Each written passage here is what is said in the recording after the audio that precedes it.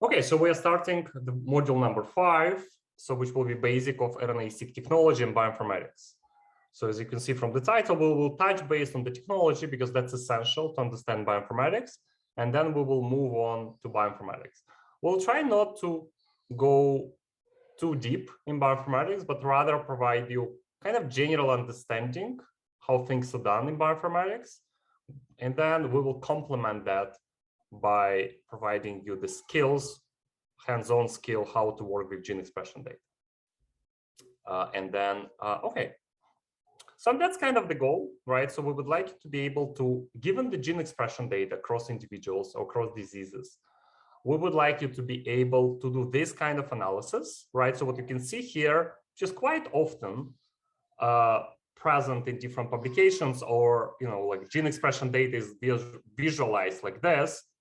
And so what you see here is the genes which were differentially expressed, right? They're different. They have a different expression patterns across case controls. And then you can see kind of by color the intensity of that. So the genes which are red here, they were the mostly different across the case controls, across certain categories. And the blue ones less so, and the gray one we don't know, right? So they are low expressed and there is no difference. So that's kind of like, one of the goals of this module, to be able to effectively do RNA-Seq analysis, but more than that, do also effectively visualizations. And I hope what we have learned before in terms of data analysis in general and visualization in general will help us. So you have the right skills. I think the challenge in bioinformatics is that it's not a simple data science kind of project or like approach. It also have a lot of details, both from the sequencing, from the technology perspective, but as well as the biology. So I think it's a mix of many, many things, so which we will try to cover in this module. Okay, so let's get started. So, so what is bioinformatics? In general, I think there are many, many definitions you can give to bioinformatics, but essentially it's I would say it's a branch of biology that work with the data, right? And the specific data, the data or data from nucleotide acids and the protein sequencing data. And then bioinformatics was transformed quite a bit when the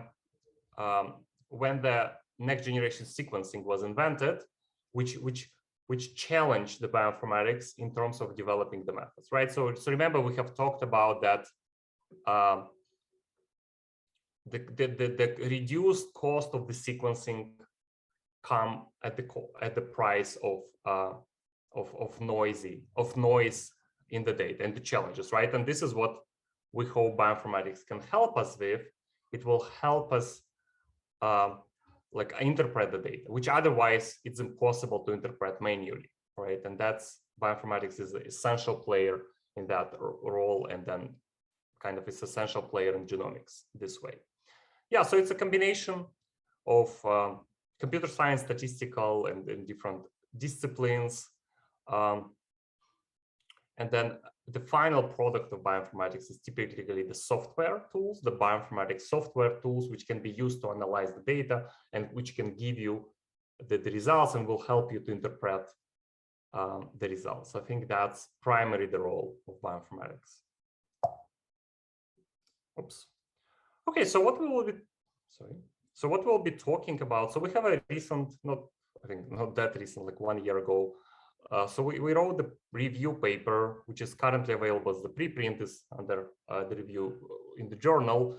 But I think it's so what we try to do, which kind of aligns well what we're doing in this module, provide the background in RNA sequencing analysis, assuming no prior knowledge, right? So assuming that you don't have any knowledge about RNA-Seq, can we explain that? And we tried our best. So I think that's the best, I would say, literature or like the review, if you would like to kind of expand or read something.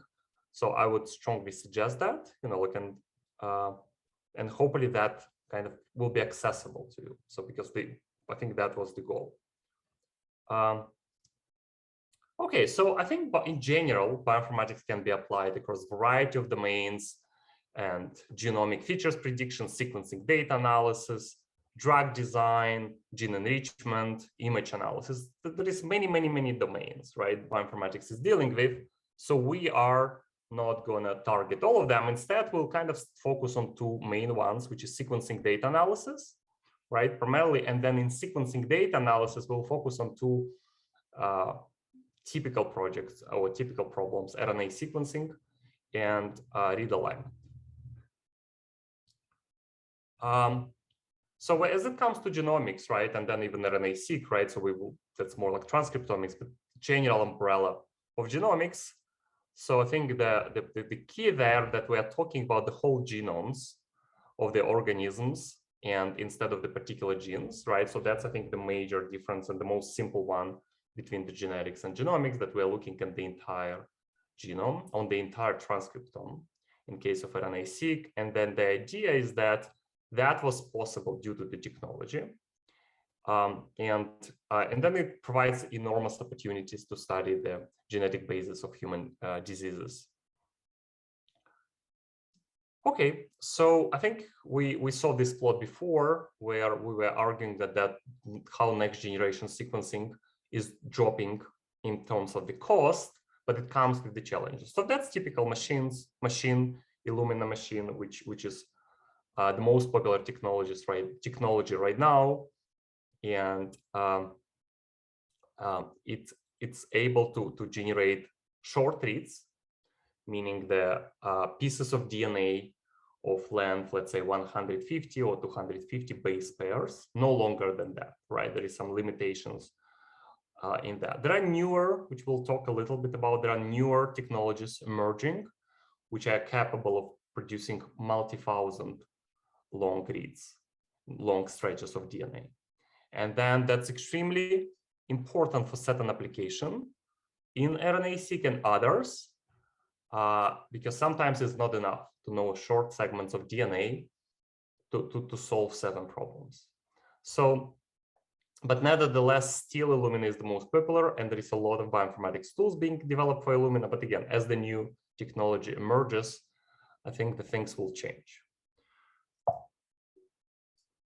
Okay, so I think it was quite, so talking about RNA-Seq, which we'll be kind of talking more about, and we'll kind of be going back and forward, right? So it's almost impossible to define every single kind of definition, but we'll kind of define them on the fly, and then we'll be kind of coming back and redefining things and kind of providing more and more details, kind of to build your background. So essentially what we're gonna do, we're gonna count the DNA segments to count that, which are coming from complementary, from cDNA, and we'll be counting those segments, those reads, and that will be our proxy for gene expression. So historically, and I think I have some slides on that, so historically it was done by microarrays, right? And then for a while, and then people realized that there are certain limitations of microarrays. So RNA-Seq now is considered the best technology to study gene expression data, gene expression profiles of the individuals. So what is next generation sequencing, right? So it's composed of some typical steps where you would extract DNA, and you would do library preparation, you will prepare the fragments. So roughly speaking, you're taking your DNA, you're cutting the DNA into the fragments, and you would and that's your library preparation. You will amplify those fragments, and then you're ready to sequence, right? Every fragment of the DNA will be sequenced either from both ends, as you see here on the cartoon, or from the single end. So if you do that from the both end, that will be called paired end sequencing.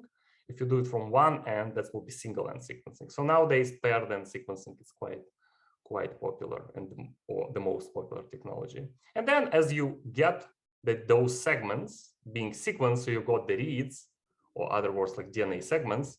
So that's the output of the sequencing. So now you bioinformatics will step in, and you would perform analysis of the next generation sequencing data. So why next generation sequencing? There's a lot of debate, like should it be like second generation, third generation? So it's actually next generation for a while, and people argue should it be third generation or next. generation. So, but I think in general, that can be called a massive parallel sequencing, right? So we're doing massively at the parallel, like everything parallelized sequencing. And that's the key, right? Some people call it high throughput sequencing. So it depends what you kind of highlight. That the reason it's high throughput just because you're generating a lot of information, right? It's quite a lot. So you typically, for typical run of RNA-Seq, you will get 50 million different often distinct reads, right? And then if you think about the files, which you're more familiar right now, right, about the file formats, which we'll discuss again more into details, but you're talking about 50 million multiplied by 4 number, so 200 million lines. So that's your data, right? So you have a file, which is kind of TXT file with 200 million lines, right? So this is what bioinformatics is dealing with. So we will simplify the things for you. So we'll assume the gene expression are given to you, right? So we'll discuss how things are done in bioinformatics. However, we thought that we might be a little bit short on time, and in general, that might be overwhelming. So what we decided to do, we kind of decided to start from the very last step, saying, okay, gene expression are given to you, and actually, regardless how they were obtained, they can be obtained from RNA-Seq or more historical approaches like microarrays, but they're given to you. So now can you find the genes which are different across the people with disease and with no disease, right? Like case controls. So, but we still I would like to discuss and kind of explain to you in details so you can appreciate how RNA-Seq is working. Okay, so talking about the sequencing technologies, I think fundamentally there are two types of sequencing technologies, one being short-read sequencing, like Illumina, like that image of the machine you saw before. So when we say short, we mean something less than 500, I would say, base pairs. So when we talk about long-read sequencing, there are two major players here. There is PacBio, Pacific Biosciences, and Nanopore. So PacBio is based in San Francisco, California, and then Nanopore is based in, it's actually sometimes called Oxford Nanopore. So it's based in Oxford in the UK. So those are two major players in terms of long read sequencing. And then here we talk about reads longer than 1,000. And then actually for Nanopore, they can be quite enormous, 10,000, I think 20,000. So that's very, very different. So why it matters? Because it makes bioinformatics analysis to be very, very, very different.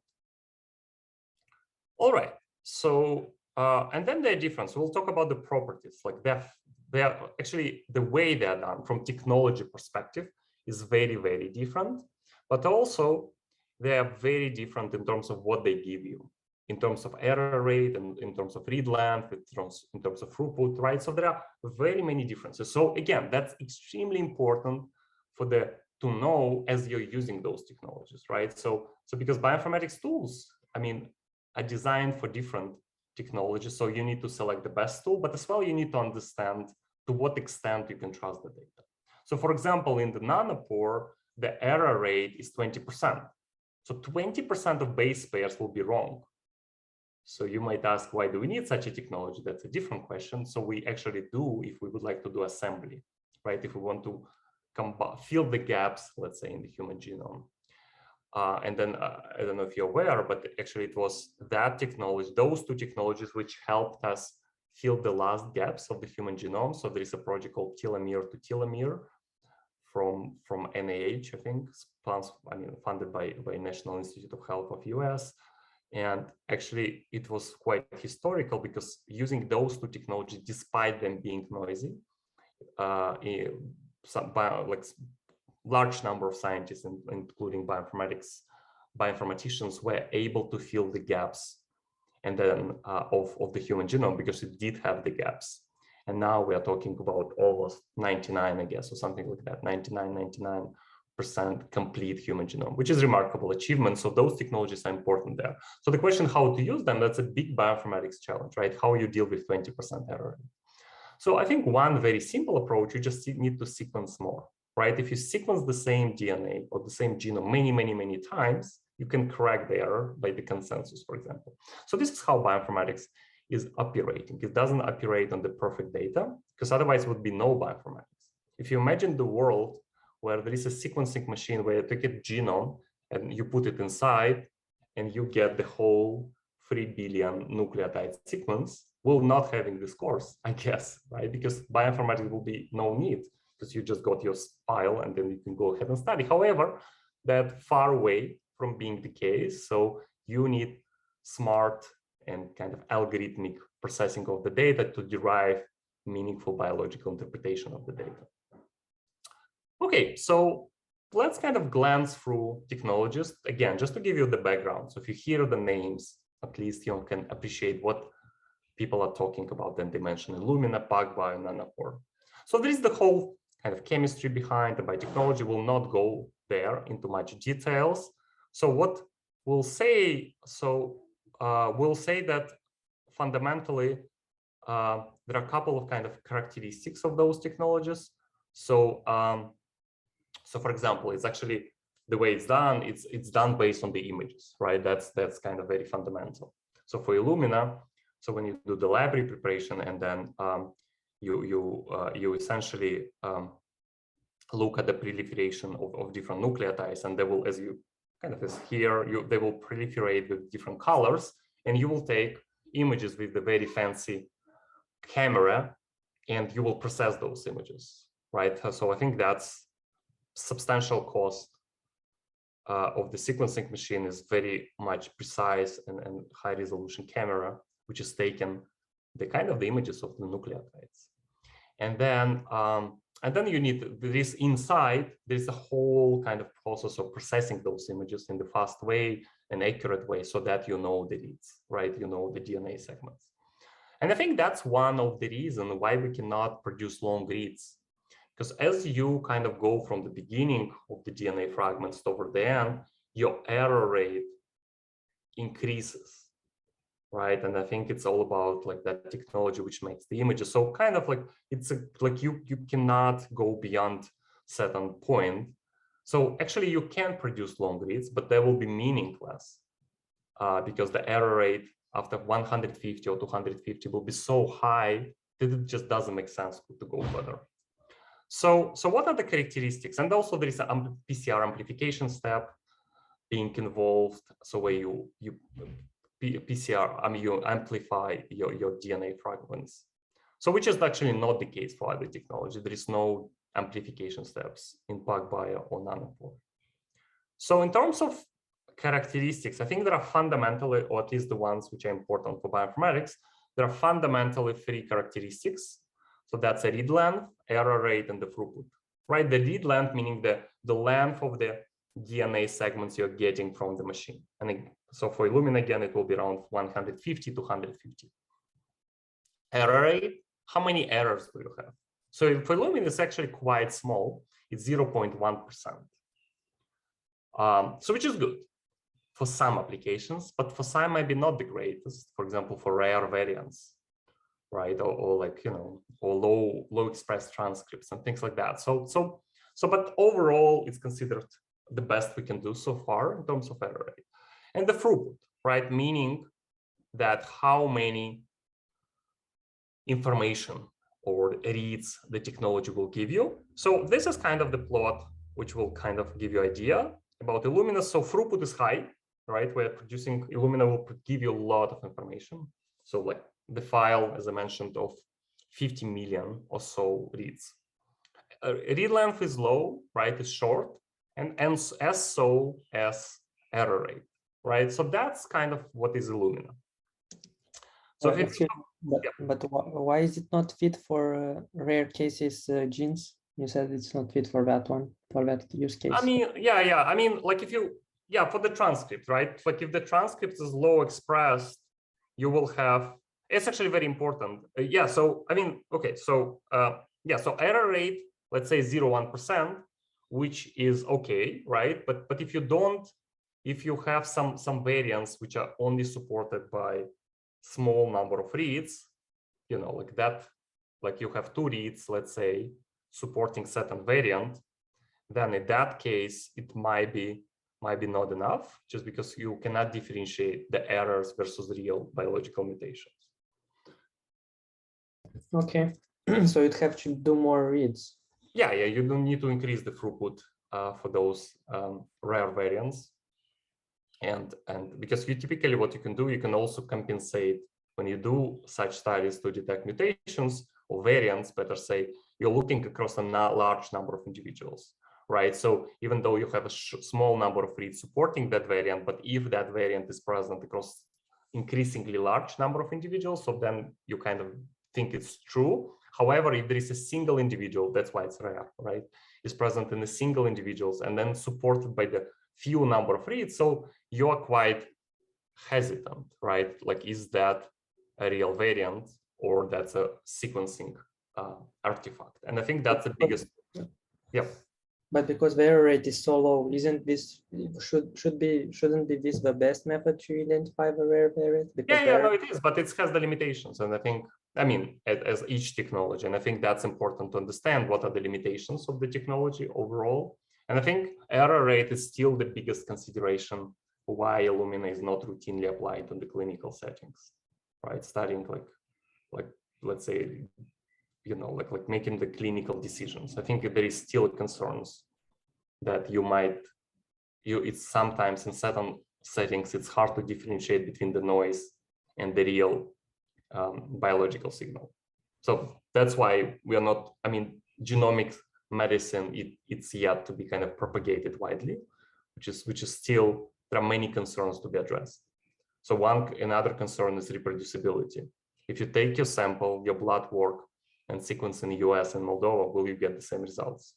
And then it's crucial to be the case, but it's harder than that because technology will change. I mean, you will get a different DNA output of the machine, and then interpretation might give you different results. So there are quite many reasons why it's not widely, why Illumina is not widely applied in the clinical settings. Okay, thank you. Sure. Okay, so talking about Nanopore, so it's actually very small. I think another advantage is very portable, right? Meaning that you can take it anywhere you go in terms of its, right? So it's portable, and there is no PCR amplification step, right? So, and then you get a very long reads, right? And then in terms of analysis, there is no images, right? As is done in Illumina. There is no kind of fancy camera inside, but there is rather the ions, and then there is ionic current, and then you just observe the frequency current of each nucleotide. So, and then usually in general, like as the technologies developed, so they often hit the physical kind of limits. And then it's unclear if that's the case here. For example, right, like as now we know that Nanopore is around 20% error rate, because perhaps it's very hard to interpret such data, right? It's hard to decide as you observe the current from the certain corresponding to certain nucleotides, like, is that a real nucleotide or like that's the error? Because it's not kind of binary. There is some current and you need to decide, is it true or false? Or like, is it just like they're just like not representing the real nucleotide? So, and then obviously Nanopore is trying hard to improve that, right? Because that's the biggest concern with Nanopore, that it's so noisy, right? The data. And so far it was, for many years, it was no success in that sense. I think they managed to increase the throughput a little bit, but still error rate remains quite high. And then it's interesting to kind of observe that it's unclear if that can be improved at all, right? And then the reason is just because there can be some physical or chemical limitations which cannot be overcome with algorithms. And sometimes what I will tell you in a second with PacBio, people come up with quite smart ideas, and then, you know, like they improve the error rate. So which is the case? So we'll get to that in a second for the PacBio. But here, just to summarize that's kind of the bar plot summarizing the technology. So you have a high read length, high error rate, and kind of moderate throughput, right? So this is what technology. And again, you will discuss that, like, you know, it depends on the applications. It can be fine or cannot be fine. For example, error rate or long reads and so on, right? So each biological application will have a different demands in terms of characteristics of the sequencing technologies. Okay, so PacBio, it was a while. I think it's many years already. I think they were working hard for many years to improve the technology. And so recently, so this is actually the plot, which is outdated. So I would say error rate is now comparable to Illumina, but it was not the case for many years. So how they achieved that? So what they did, so they sent the like roughly speaking, again, I'm not. I mean, I understand kind of on the surface like what exactly they do, but like one thing, they don't do PCR as similar to Nanopore, right? So they look at the signal, and then they kind of read the DNA with the laser in some sense, and then they look at the fluorescence basis, and then so it's kind of like a real time. That's why they call it, I think, somewhere real time. So reading immediately the observations, and what it was the case for a while. So it was a very high error rate, right? So I think in 2010 it was still quite high, but I think then they said, okay, can we sequence the same molecule, right? Because they've taken the molecule and then like read them. Can we do that multiple times, right? Kind of circling that. Like, let's read it once, right? As it kind of flies by. Let's do it one more. Let's do it 3 times, 5 times. And by doing that, actually, you can quite substantially decrease the error rate, because again, you can take a consensus. So what we mean by consensus? If you have, let's say, 10 nucleotides, right? And then once you sequence and you make the error in nucleotide 5, fine. You sequence another time, and then you make an error in nucleotide number 2. And then you sequence, you, let's say, make the nucleotide you don't make any error, or you make one error in nucleotide number 8, and so on. So what you're observing, they are randomly distributed, typically, the errors. So they will not agglomerate at some point. So if you sequence many times, you can then put them together and check it by consensus. Meaning, if you did it 10 times, so you look at the particular position, and you see that in 9 cases, there is a, let's say, letter A, and only in 1 case, there is a letter C. What would you trust? You say, I have enough evidence to say there is a C here, and, or like A, right? I said A, 9 times A and 1 times C, right? So I say I have a sufficient evidence to say there is a A, and C is just the error, right? So that did work. So now I think more or less it's quite comparable to Illumina, which I think the price is still higher. I'm still trying to understand, but sounds like, but I think that's quite comparable. I think they still struggle with the throughput. That's something it's actually a compromise, right? By doing that kind of what they call, I think, circular molecules. So they circle the molecules and sequence them many times, you're reducing the throughput, right? Because you're kind of doing the redundant work. So yeah, so the price and the throughput are still the concerns, despite being able to solve the error rates. Okay, so you can see so what the point here, will not again dive in too much. So I think that will require separate modules, but rather I wanted to kind of highlight how different the technologies are, and that will impact a lot the bioinformatics algorithms and suitability of those technologies for various biological questions. Okay, so when it comes to RNA-Seq, right, and if we compare the sequencing technologies. So again, by RNA-Seq, we mean we want to study gene expressions. However, there is something inside, right? Every gene, which will have a slide, maybe we'll go with this slide first. How about this? So let's work it through, and then it, I think, will give us good idea about what is RNA-Seq. So remember from biology courses, right? So every gene is composed of multiple transcripts, and then they are produced by alternative splicing, right? So what it means, if you have transcript, let's say here, composed of 4 exons, 4 exons, exon 1, exon 2, exon 3, and exon 4. And transcript 2 is produced of exon 1, 3, and 4. So how that happened, right? So what is happening here, let's say there is a gene which is carrying 4 exons, right? Exon 1, 2, 3, 4.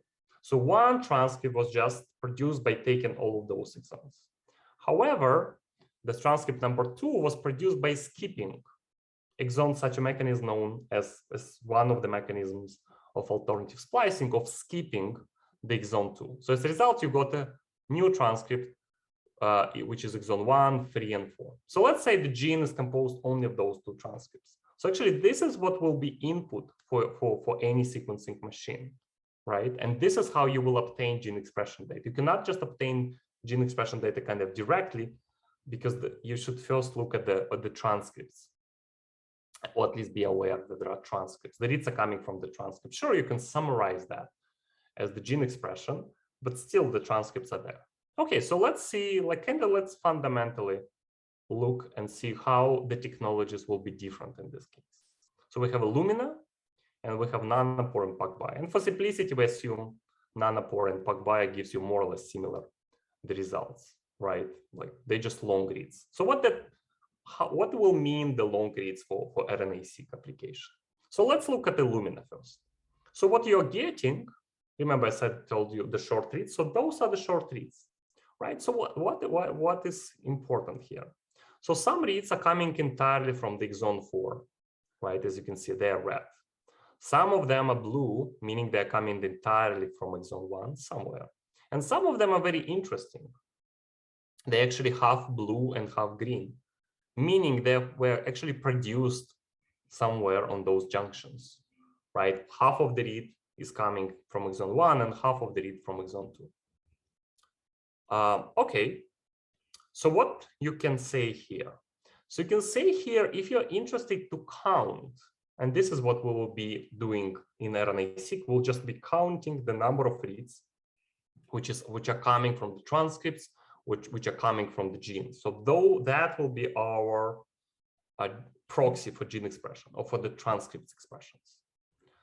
So if you would like to align the reads to the reference genome, by alignment we mean you want to place them, the reads, onto those transcripts, right? In other words, you want to find the origin from where that read was originated. So you can do so for certain reads, not for all, right?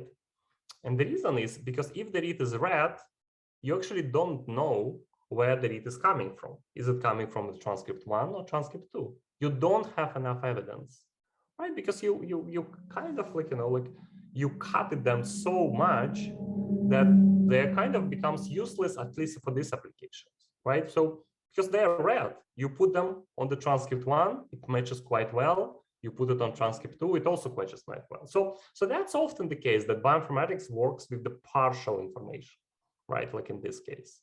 So, and then you can do something about that, and people design probabilistic models and expectation maximization algorithm, things like that, which will not go into there, but they can do something with those. But the most simple approach said, okay, I can do nothing about the reads which are entirely one color, or at least red and blue and yellow, because those exons are shared between the transcripts. So what I will do, I will just disregard them. I will throw them away.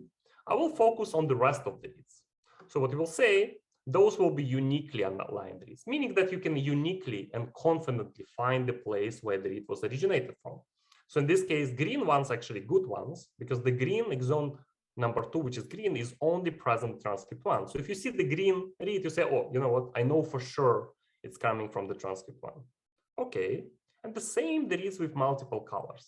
So if you have one, actually, let's see. Actually, we did a mistake here, so we need to change. So actually, the yellow red is not unique, right? Because the yellow red can be also here, equivalently mapped, because exon junction 3-4 is present in both transcripts. Okay, so that's a mistake, as well as this one. No, this is not. Blue and yellow, it's a unique one. There is no blue and yellow here, right? So the same as blue and green, it's only here, and green and yellow only here in transcript 1, right? So that will be, so what you're observing, right? You're throwing a lot of information, right? Which makes quantification harder, right? So, and again, people did some compensation for that by using more kind of sophisticated statistical algorithms. So as it comes to the long reads, things are beautiful, just because mostly cases, transcripts will be shorter than the potential read length of the technologies. So, right, remember, the technologies can produce 5,000, 10,000 or more read length. But actually, the transcripts overall, exons are quite short. So the transcripts are typically less than 2,000 nucleotides. So it's fine. So typically what will happen, one read will correspond to one transcript, which is great. It makes bioinformatics very, very easy, right? So in this case, those long reads will be uniquely aligned to the transcripts. Counting them will be all you need to do. But in reality, remember, you are dealing with low throughput. Those technologies are yet to be able, Nanopore and PacBio are yet to be able to produce a lot of throughput, meaning that they might be not suitable to detect rare transcripts. Because what is happening in reality, that certain transcripts will be very highly abundant. They will take all the reads, almost all the reads, and some transcripts will have a very low coverage. So if your original throughput of the technology is low, you will not capture the rare or low expressed transcripts, and that might be the problem. But Illumina, having the high throughput, can do that, right? So you have kind of two kind of technologies with the advantages and limitations, and you need to choose which one you would like. Okay, so coming back to previous slide, kind of a summary of that. So if you compare the technologies, again, none of the technology will be the best in each aspect. So let's kind of walk through just to give you the idea. So as it comes to the throughput, as I mentioned, long read sequencing technology has less throughput than the short read sequencing technologies. Okay, that's one. Error rate. Short read sequencing technologies will have a smaller error rate than the long read sequencing technology, which is again changing with the PacBio, with development of circular molecule techniques with PacBio. Alignment, meaning that how well we can place the reads onto the transcripts. So as you notice, right, from that cartoon example, short reads are usually aligned to multiple locations on the transcriptome, right? Remember, we were not able to differentiate. And the long reads are more likely to be mapped to the single location. How about assembling novel genome, novel transcripts? So what we mean by novel transcripts, let's say that is our annotations, right? People did somehow from some molecular techniques or anyhow else, they obtained what is called annotations, right? So we know what are the existing transcripts of humans, but that's not complete. The same as genome was incomplete for a while, this is the case, right? So we trust them, they're accurate, however, they're probably not complete. So how about there is a novel transcript, which is, let's say exon 1 and exon 4, right? So there is another, like 2 exon skipping, for example, right? And, or, you know, like there is exon 1, 3, and 4. There is such a transcript. There is one like this. So let's say, yeah, how about exon 1, 2, and 4, right? So instead of skipping exon number 2, we actually decided, or the nature decided to skip exon 3, right? So now we have exon 1, exon 2, and exon 4, and other transcripts. But we don't have that in the database. So we would like sequencing and bioinformatics to assemble it for us, right? So how about this problem? So if you think about this problem, so then, so this one, assemble novel transcripts. So obviously, the longer reads will be preferred, right? Because what will happen, you will observe a read coming from that novel transcript and say, okay, wait a minute, I have such a read which suggests that there is a novel transcript. And short reads will be extremely challenging. People try that and are trying that for many, many years, hard, but I think it's extremely challenging and it's just not enough information. That's just, the reads are too short. And then I guess the classical problem, estimate the transcript at gene expression level, meaning that counting, right? Counting number of reads coming from the transcript and from the gene. Actually, shorter reads are preferred for quantification for the simple reason there are more of them, right? It's a higher throughput. Longer reads, since currently, at least the current technology give you the low throughput, it's a straightforward process. However, due to the small reduced throughput, you might not capture all the transcripts, right? You are cutting off the low expressed transcript, which might be very important in the particular biological process. Okay, so that's kind of more or less very kind of broad view, you know, like on the very high level where we are with the technology. So you can see that it's an overwhelming number of details. And again, we are trying to simplify here as much as we can, but still there's very, very, very many details. I think that's again what makes bioinformatics challenging. So I guess like for you, that means try to understand what you can. If you cannot understand something now, maybe come back later. You know, like, so I think things will be, you will be understanding things that you build the more background, right? So you just need to kind of like just try to understand as much as you can, but it's just overwhelming. So, and we'll have the entire module kind of to bring you on that level where you understand. Okay, so we did this. Okay, so what are reads, right? We have talked a lot about reads, right? So again, reads are the DNA sequences which are produced by the machines. They can be short if it's Illumina, they can be long if it's PacBio, right? But fundamentally, they're just sequencing. And this is what makes bioinformatics very appealing for the people with computer science background who, let's say, don't understand biology that well, because you're dealing with strings. And in computer science, the strings are very well-defined objects, and there's sort of algorithms which can be designed for strings. Anyway, so this is what your raw data will look like.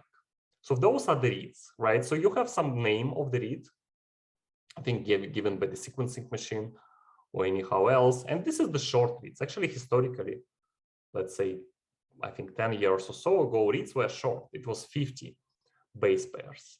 Right, so you see, actually, there is a label here, 50, right? But that's a string. This is just a name. Oops.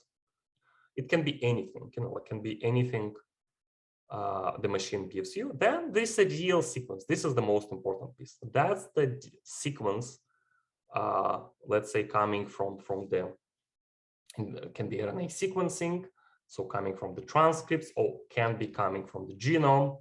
You know, it can be anything like that. So, and then if you check, I guess, right, if you count, should be 50 here. So you can check, but I'm pretty sure. Actually, it's interesting how the data was represented, because historically people were looking kind of manually at those sequences. And then as a result, those interesting details that I think sometimes you cannot put more than 70 letters, nucleotides in one line. So you will kind of split them. You will have another one here and so on. So the reason people do that sometimes is that I think it's historically, it was inconvenient to look at more than 70 nucleotides in your computer or on the paper. That's why people like cutting that. So anyways, that's not happening often anymore. So what you have here, you have some label, plus sign, and then you have quality scores, right? So quality scores, that's the machine tells you how confident the machine is that that particular base is correct. I think it's useful information to some degree. It can be, or like it's preferable to be considered by the bioinformatics algorithm because it might be utilized, you know, like how do you trust that base?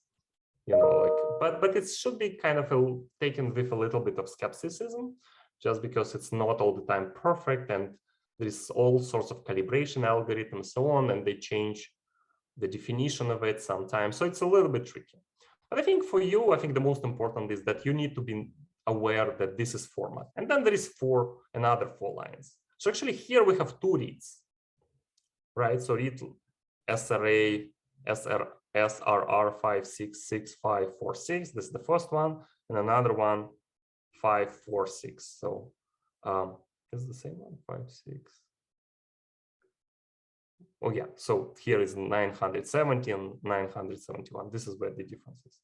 in the names, because they need to be unique names, right? You cannot have two reads with the same names. So those are the two reads, right? So this is what we are working with in bioinformatics, right? We are working with the raw reads. So again, in the RNA-Seq module, will not touch the raw data. Instead, we'll assume, okay, all bioinformatics is done. We have gene expression data. And then it still will be plenty of work in terms of determining which genes are differentially expressed across the conditions. However, in the very last module, we will actually work with the very raw data, with the data like this. So again, in reality, and we'll give you small files, but in reality, we are working with 50 million reads like this. So basically, if you think about 4 lines per read, that's you need to multiply 50 million by 4, right? That will be the size of your file. So the data is really big and needs some smart algorithm to process it. Okay, any questions so far?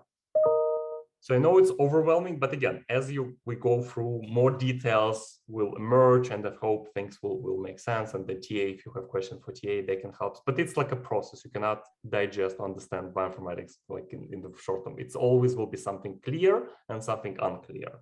But if you have questions, please ask. Sergey, you said about the quality scores that they can that they are important to kind of give you an insight about how well the machine sequence the certain DNA sequence. In this case, how do you read this whole thing? Like, how do you interpret the quality score? I think it's ASCII codes, right? So like, ASCII codes, but I think there is a formula, and I actually forgot that. I think it's ASCII code plus 20 or plus 30. So there is a very clear formula. Like if you convert every letter based on the ASCII code, you will get some number, and you need to subtract something from it. Okay. But they say it. And I think, but the confusion is I think different machines or different versions, they keep changing that. And sometimes when you reuse the public data, it can be tricky because you don't know exactly what formula they use, but typically they really tell you. And, but again, I mean, the machine can self-evaluate to the certain degree, like perhaps if it says like it's the best kind of quality and the worst, yes, you can take it consideration, but I would not trust it just purely, Yeah. I would just consider that because, and then actually some algorithms like BWA, which is the most popular algorithm, the guy who developed it, he said, I'm so tired of people changing the definition, I will just not consider it. And then, like there is the most popular algorithm doing read alignment, and they don't consider quality score for the reason because it changed the definition, things like that. But yeah, but answering your question, there is a clear formula. If you Google, what is quality scores, ASCII, and something like this, you will get a clear formula how to get the numbers. And in this whole thing of and then this whole thing of, you said about Thermo Fisher, for example, has a different method of sequencing. And even if we sequence the same sample, for example, in the US, and then afterwards we do sequence it here, we might get slightly different results. And the question is here is the following. Do you know if there is any up-to-date legislation or regulations that are related to this whole process of sequencing and interpretation of data? Because I do remember that in my activity, it was always a huge problem, like why people do not use it clinically, because you have problems. There's no harmonizing of legislation.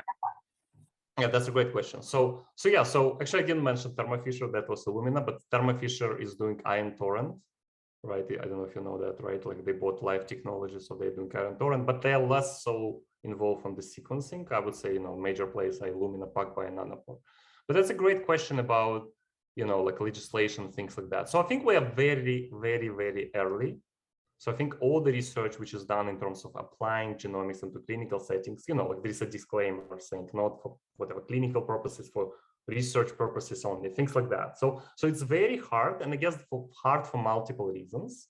There are errors in the data, right? It's very hard to work with the technologies which has errors, right? Like from non-experts perspective, what we do with that. There is kind of probabilistic degree to what extent we can trust the results. You know, like this we can trust with 100%, this is 99. So it's very hard to implement for the clinicians, for the doctors to understand that things are not determined. So that's, I think, one thing. Another thing, exactly what you said about reproducibility, you know, like sequencing the sample, we might or might not get the same results. And the problem is quite complex that, you know, like when you sequence, you're doing the same, or you're sequencing the same DNA sample. However, the way it's represented will be different, right? Like the errors will be distributed differently. The reads will be different, you know, they will cover the same DNA fragment, they will be covering differently. So now, to what degree that has impact on bioinformatics tools, that's also known. So personally, we do study that in my lab. You know, we try to ask that question, you know, like what is causing like bioinformatics tools to produce different results? Is it the technology or the bioinformatics tools themselves? You know, like, so there is very many players which make it hard. And I think that's another thing we need to really, and I think we actually just exploring that, but I heard that RNA-Seq in particularly is not stable across different laboratory settings or countries or whatever. You know, like DNA-Seq is more stable, but RNA-Seq is quite unstable. And one reason that RNA-Seq is yet to come to the clinical settings. And yeah, and you know, like if you get slightly, but the question is then what is stable? Like, what is that threshold, right? We are fine with. Like if you have 2 genes and we do it in the US and we got like, I don't know, like gene expression of 10 reads per million or something like this, and in Moldova and let's say in US we got 11. Is it okay, right? What is okay? What is the threshold? I think we will never get exactly the same results because of the type of bioinformatics involved and sequencing. But the question is, what is acceptable, right, for the clinical settings? And I think we need to do kind of designated studies and things like that. So it's I think it's an open question nowadays. Do you think that people are going into the direction of standardizing the procedure, because sequencing is like the end of the wet lab thing? So it's like before you have to manipulate with the nucleic acids and so on, and it just by the end you sequence. But do you think that the certain institutions will impose certain standards, like for every single step? It will be helpful for getting the same results almost everywhere? Yeah. No, yeah, I think it's a way to go. I think it's a way to go, maybe to do like certified laboratories where things are like, you know, exactly the same and like very strict protocols and things like that. But I think still, if we do that, I mean, the error rate will be different. I mean, not error rate, but error distribution. You know, we'll get the same number of errors, but they will be just because it's random. So it will be differently distributed, as well as the reads themselves. We'll get the same number of reads, let's say. And then, you know, like the same DNA, RNA quality of the sample, the same kind of PCR, kind of amplification, things like that. But the reads themselves, they are randomly, you know, like the cutting the DNA by enzymes, it's random process to a certain degree. So the reads will be different. So now the question is, if you alter, like from bioinformatics perspective, actually it's quite interesting problem. Now, from bioinformatics perspective, like to what degree tools can produce the same results as the input is slightly different? At least the reorder, you will have a different order of the reads, right? Obviously, at least one. Different error rate distribution, 2. Maybe some reads will be actually reverse complement instead of like normal strain. 3, they will be slightly different, like a little bit shifted, like let's say we have this read a little bit like this. So all that will have impact on bioinformatics, and they might change a little bit the results because, you know, the data is slightly different. So I think that's an open question, if bioinformatics tools and what should we do for bioinformatics tools to produce exactly the same, let's say, gene expression despite some alterations in the sequencing data, right? So that's actually a very, very much open question, but it's I think it's very interesting one, you know. So again, but what are the good practices, let's say, that your lab is adhering to? Like, I mean, good practice in what sense? Like, you know, the guidelines of interpretation of molecular data. You have a sequenced, let's say, file, and then afterwards you start interpreting this for, let's say, transcriptome profiling. And then, like, what are the guidelines that you're using, and do you get them from somewhere, or they are just locally, let's say, invented? Right. So I think it's like, like I think one is like choosing the best or like the most suited like bioinformatics tools and so on. But that's one, like, but also doing quality controls, which we'll kind of a little bit discuss here, like doing as much as you can quality controls, ensuring that the data you're working with kind of meet the quality requirements. But then when I say, like choosing the best bioinformatics tools is hard, because we know the accuracy, more or less we know the accuracy of bioinformatics tools, but we actually don't know how they can handle alteration in the sequencing data, right? That fact that they're coming from different labs. Can they maintain the same results? Let's say very simply, some bioinformatics tools will not care about the order of reads, but some bioinformatics tools will care a lot about the order of reads. So if you alter the order of the reads, which at least will happen when you sequence sample across different laboratories, some of them can and some of them cannot maintain the consistent results. So this way, and actually we are doing that benchmarking right now. So we do simulation, and we are also taking some public data, which there is a sample being sequenced across different laboratories in the US, and we run a bunch of bioinformatics tools, and we ask the question, do they maintain the accuracy, and actually which ones? So we hope that will be exactly helpful for the question you're asking, like which, besides accuracy, which bioinformatics tools can maintain consistent results regardless of alterations in the data. So I think, and surprisingly, there's not so many people doing that, but I think it's absolutely needed before we talk about any kind of pushing of genomics into the clinic. I think that's kind of the main question to be answered. Great. I think Olga also got the question. Maybe at the end already, yes. It's okay. Okay. No. Yeah, go ahead. If you, or like. No, I wanted more general question. In bioinformatics, we deals always with these reads. Yes, I understand correctly. Or maybe there are some other types of data, I don't know, like images or something like that. I mean, So general question to understand. Sure. And these reads have always the same format like that, or it depends on how they were produced? Yeah, no, that's a good question. Yeah, that's a good question. So to answer the first question, I mean, there is very many applications of bioinformatics, and when we are talking about the reads, that will be typically next generation sequencing analysis, right? Or analysis of next generation sequencing data, or just analysis of sequencing data. So any moment you hear the word sequencing will be reads, because that's the unit of sequencing, right? When you do sequencing by any machine gives you the reads. But then if you're doing something else, if you do proteomics, or you do 3D structures, if you do image analysis, there is very many things, and they will be dealing with different type of the data, obviously. So, but here we only talk about next generation sequencing, about sequencing analysis. So our input for bioinformatics tools will be always reads for this class, for those modules, just to keep it consistent and simple. Now about the format. So in terms of the format, yes, I mean, luckily, community of bioinformatics and sequencing community agreed that the format will be reads.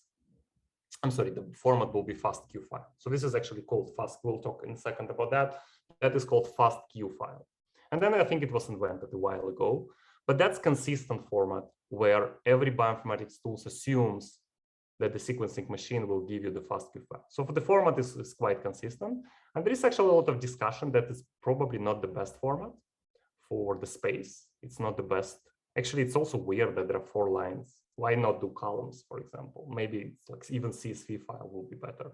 So there is a lot of discussion about improving that and maybe make it more kind of better archived, like more compressed somehow, because it's taking quite a lot of space. Even if you run on the top gzip or anything like any kind of compression, it's still kind of not the best. And people argue a lot, but I think the decision was that it's better to keep consistent format rather than invent maybe better ones, but separate ones, which will make things harder. And that's a great question about the formats, and we will talk about that. But formats are extremely essentials. And then if you think about the pipelines, like typically when you do some bioinformatics problem, you never run one tool but rather you run one tool, another tool, third tool, and so on, and you connect them in what so-called pipelines.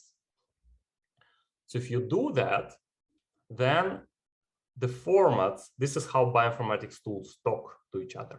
You know, like the tool kind of downstream in the pipeline assumes that the previous tool will produce consistent, very precise format, because otherwise it cannot talk. So that was, and then sometimes is the case, like here, FASTQ files, and sometimes is not the case, which makes assembling the pipelines quite challenging. So yeah, so pipelines, formats are extremely important. Okay, any other questions? Okay, so let's go ahead. Okay, so again, so let's talk again, kind of like from different angle. I guess it depends for whom what will work, what better. So RNA sequencing, and this is figure actually from our review paper. Again, if you want, you can read that in the very beginning, the preprint.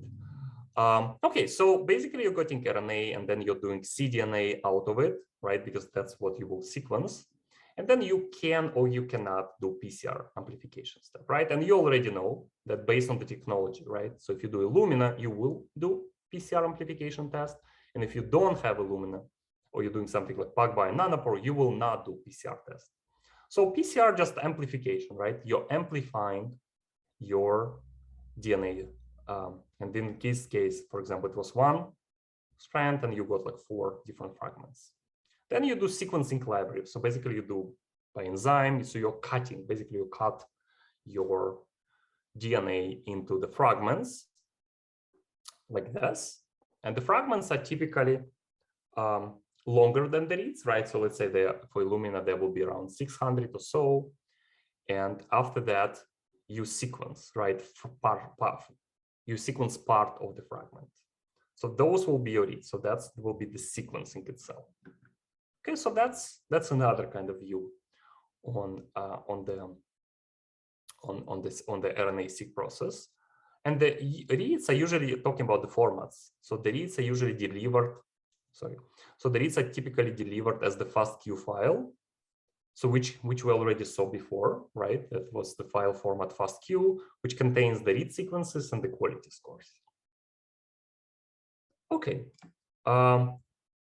So again, so I think we saw that before, but I think if you want to look again in terms of biology, which for those of you who have strong biology background will be kind of trivial, but still, right? So this is how we got, remember the transcript 1 from the previous example and transcript 2 from the previous example, right? So this is how it was obtained. So as we have DNA or genome, right, we have different segments like exons and introns, right? And then as we do the splicing, actually the introns are removed, right? And we only keep the exons. And this is what will be our mRNA transcripts, right? In this case, we got just splicing because it was no alternative splicing happening. So we got just splicing here, but every exon from this particular gene was transcribed into the transcript.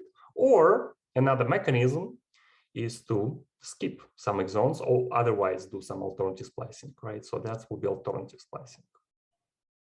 Okay, just to bring everybody on the same page. Okay, so formally, if you want to define formally what we mean read alignment, right? So remember we said, okay, can we find out from where that read was coming from? Was it coming from transcript 1 or was it coming from transcript 2? If that is the case, you need read alignment. So there is a formal problem of read alignment, which we'll discuss in details in the last module. So, I mean, formally defined, this read alignment compares the reads derived from individual genome or transcriptome, which is unknown and also referred as the donor genome, to the known reference genome, right? So what that means? So when we are saying that we are mapping or we are, when we are aligning or matching the reads to the transcripts, those transcripts are the reference, right? They're given to us, but they are not necessarily your own transcripts, right?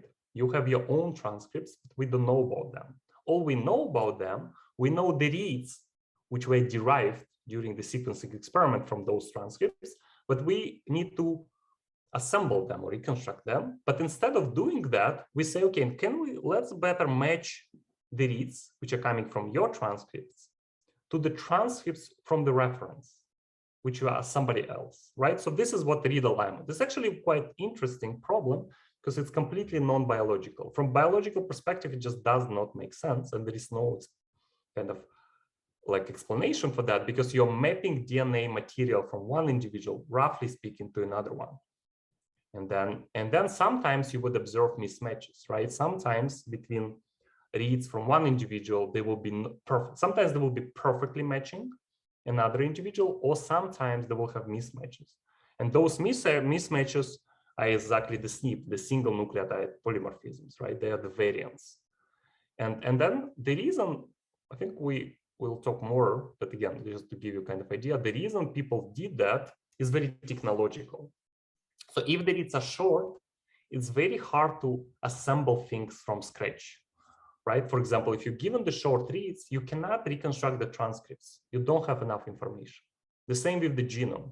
If you sequence your genome, if you take a sample today, go to Illumina machine, sequence that, you will not be able to reconstruct your genome. You will have pieces of it, but you will not know the entire thing. So for example, the reason for that is that we have repeats, right? So we have some stretches of DNA which are repeated across your genome. So that makes a assembly process of bioinformatics job a nightmare, just impossible. No matter what you do, no matter what you try, no matter if you have access to supercomputer, the best computer in the world, you will not do that.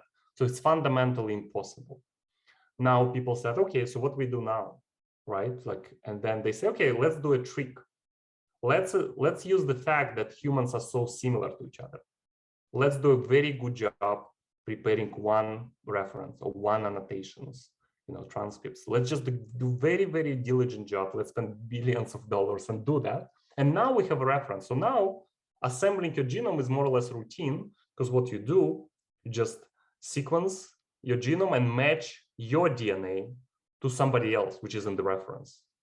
And then it works. And then anytime you observe a mismatch between your read and that genome, it's typically a SNP, single nucleotide polymorphism, or can be the error. And that's another complication which bioinformatics helps. So, but in any case, when we talk about the reference, right, just to be clear, reference is somebody else, right? Like we took few individuals, maybe one, maybe few, and we assembled the reference, and we are using that reference when we're comparing. That's why it's also sequencing analysis or sequence analysis, because we're dealing with sequences, right? We have a reference, which is sequence, and we have your reads, which is sequence. So we compare the sequences of the strings. Okay, so we'll talk about more, I think, in the next module about read alignment, just again, but it's a little bit related here. So just wanted to give you the glance. So in RNA-Seq, I think things are even more complicated, right? So if you think read alignment is complicated, RNA-Seq is more complicated. Again, just so you understand on the surface, like again, we will not run because it's quite complicated, those algorithms, but rather you to appreciate the complexity. Okay, so this is your, let's say, this is your transcriptome, right? So there is exon 1, 2, 3, and 4, and there are reads which are mapped there. And actually, if you try to map it on the genome, so you can. So for example, if you don't know that particular transcriptome, and rather you would like to map it on genome, so now I think some more complicated because you have introns. So some reads will jump over the introns above those gray areas. And some reads will map entirely to the exons. So this is what's called spliced alignment, right? So you're just splicing. Sometimes you're cutting the reads and like stretching that over DNA. So this is what read alignment look like for RNA-Seq. Okay, so kind of a little bit more motivation for RNA-Seq. I think historically, as you might know, the gene expression was done using microarrays. It was a quite popular technology for many, many years. And people realized there is quite a bit of biases in terms of highly expressed or low expressed genes.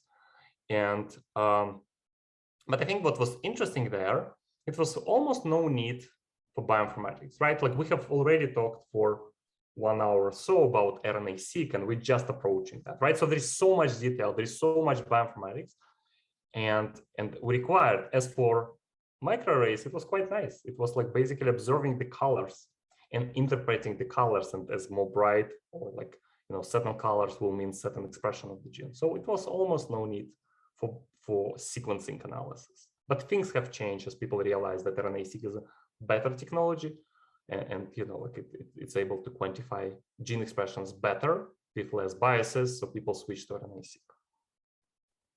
Okay, so again, if you want to define things formally, which sometimes it's quite hard in bioinformatics, because there is a lot of context and a lot of details, but nevertheless, you know, we can try to define the read as the short, around 100 base pair stretch of DNA produced by the sequencing machine. How about that definition? Okay, I think it's quite accurate. So if that's your genome, kind of solid dark blue, that's your reference genome, and those will be, so those will be the reads, right, covering your genome. So reference genome here, and the reads will be like that. Now, things are a little bit more complicated in reality. So meaning that you don't have a single end read, but you rather have paired end read. So to put it simply, the paired end read, where you know that's your fragment. So from the beginning of the solid blue to the very end of solid blue, that's your fragment. And you only know the beginning of the fragment, and you know the end of the fragment, but you don't know what is in between. For the certain technological, we can discuss that separately if you're interested, but that's certain technological issues why that's the case. But that's kind of partial, right? It's a partial information. You kind of have long read, which is around, let's say, can be 1,000, right? So look here. So it can be up to 1,000, but you only know 100 or 100 something in the beginning and 100 something in the end. But in the middle is unknown. So it's kind of partial information, but it's better than single end read because it gives you more information. It's a little bit harder to comprehend, you know, to understand, but it's quite useful in many applications. Okay, and this is how it will look like. So we'll call that a paired end read, right? That's one read composed of two ends. So it's a pair of read. And this is how it will be mapped to. Quite similar, right? So with certain, and this is the distance can be, if you're mapping from the beginning, you don't know what is in between, right? How many bases are in between, because it varies. But as you map it to the reference genome, you can actually observe, because this solid blue will be mapped, like the light blue will, you don't know anything, it's like a gap, and then the solid blue will be mapped. So now, based on the mapping, you can estimate what is in between, how many bases are in between. Okay, so again, I think we'll not talk that much about paired end, but just for your information, if you hear the word or the term, or if you read the paper and read and hear the term paired end, so this is what people are referring to. And I think 99% of the sequencing data nowadays is actually paired end, at least for Illumina. Obviously, there is no such a thing as paired end for PacBio or Nanopore, but for Illumina, it will be 99-something% of the data being paired end. So what is the gene transcript? It's an RNA molecule of defined size over the length of the gene. And we'll have multiple gene transcripts per gene, right, due to splicing, alternative splicing processes, right? So that's the very basic definitions. Okay, any questions so far? Okay, so in RNA-Seq, we're actually not sequencing the RNA, but rather the cDNA, right? So we'll get the cDNA library here, and then we'll do sequencing and then alignment of the reads, right? So if you think about those are your genes, and this is sample 2 and sample 1, so you can see that just counting the number of reads per gene will give you the proxy for gene expression levels, and you can compare them and say, okay, look here, for example, gene 2 is quite differently expressed across sample 1 and sample 2. But that's not enough, and they will talk a lot about this. 2 samples will be not enough. Let's say if you say sample 1 is the case, right, it's a particular disease, and sample 2 is the control, healthy individual, can you conclude that the case, I mean, the particular disease is having decreased gene expressions? Probably not, right? Because it's a single individual. So you need to recruit more individuals and sequence them in order to say that that's a consistent trend, right? It's consistent that gene 2 is overexpressed in the disease versus control, right? And we'll talk about that from the statistical perspective, I think tomorrow, more so tomorrow, and more so in the hands-on session, like how to ensure that, how to design experiments so that you can say that there is a certain gene being overexpressed in the disease over the controls. Like what is the minimum number of samples required, what is the required statistical analysis, and so on. But bioinformatics will like do you this, right? It will kind of give you this information that for gene, it will tell you the count, and for the count, you can use as the proxy of gene expression. Okay. Any questions? Okay, so that's just another view of sequencing. So take the picture you like. So another thing, like, so basically when you describe things in bioinformatics, there is quite many details. So for example, here you might notice that there is a detail about poly-A, right? So, and the reason is we do poly-A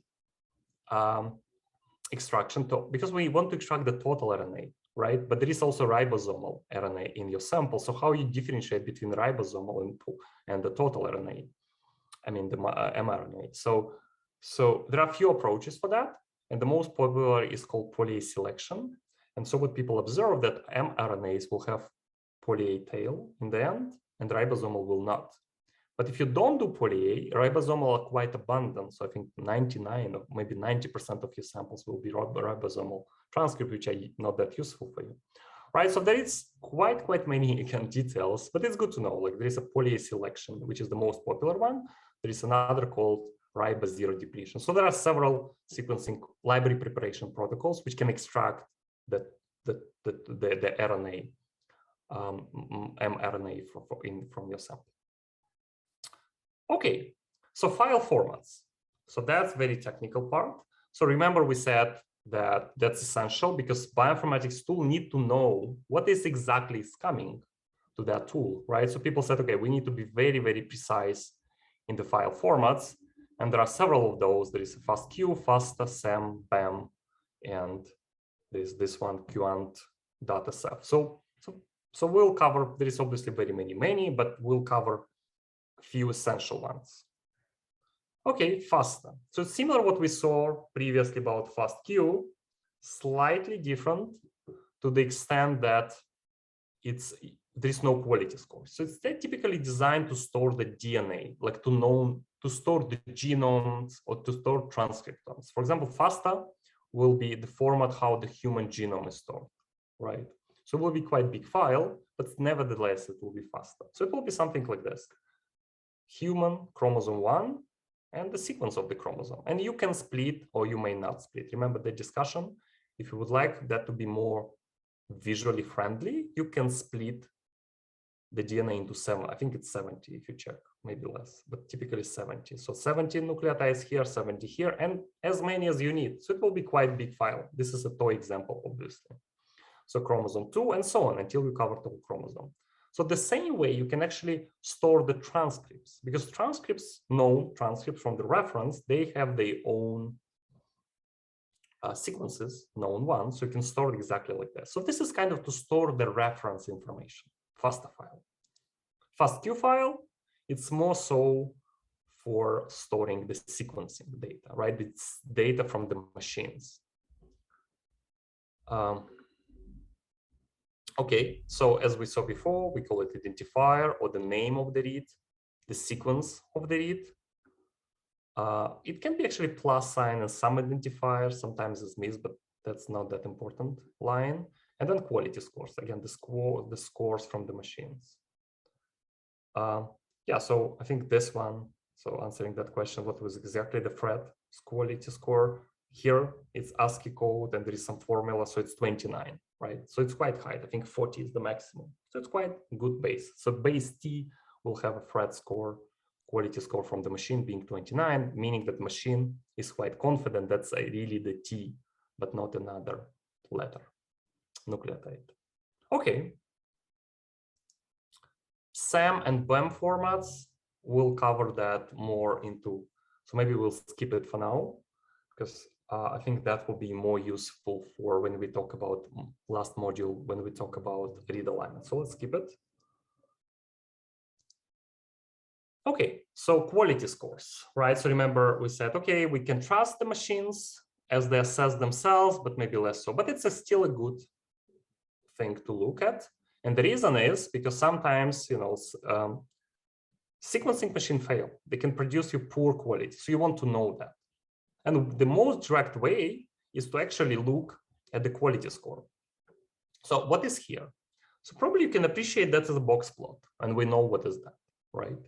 So what you see on the y-axis, that's actually the score itself. And then it varies from 0 to 34, actually not 40, I guess.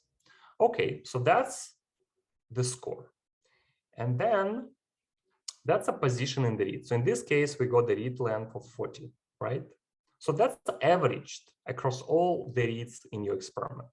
So what you can see here, it was quite nice in the beginning, but actually dropped down in the end, right?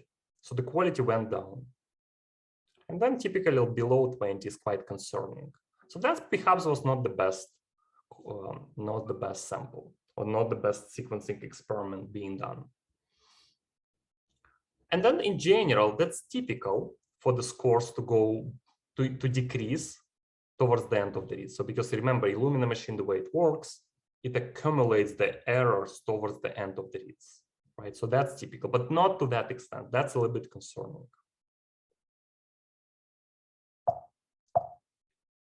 And these, I'm sorry, quality scores, we have seen at the beginning, they're expressed as letters. Yeah, but exactly, and those are ASCII codes. You know, every letter will have a number corresponding to it in the alphabet. But it doesn't. I mean, you can pay attention to that. But actually, software. So there is a particular software. I think it's called FastQC. It's actually can be used online. You know, like you can just load your file into that software, and it will give you this kind of nice diagram. So you don't need to do it manually. I mean, you can just appreciate that, you know, as you said, it's encoded as letters, and then later on it's converted to numbers. This is just the way it's done. So, and then sometimes you don't even need all the reads because it might be taking too much time to FastQ file, to FastQ tool to process, because it can be online, the tool, or can be on your laptop. But so what you can do, you can take like 1 million of reads. Sometimes that's enough to get an idea what's going on in your data. You don't need to take, let's say, all 50 million reads. Okay, so yeah, so what can you do if you have this poor quality data? You know, like that's concerning. You know, you can go back to the sequencing lab and ask what's happened.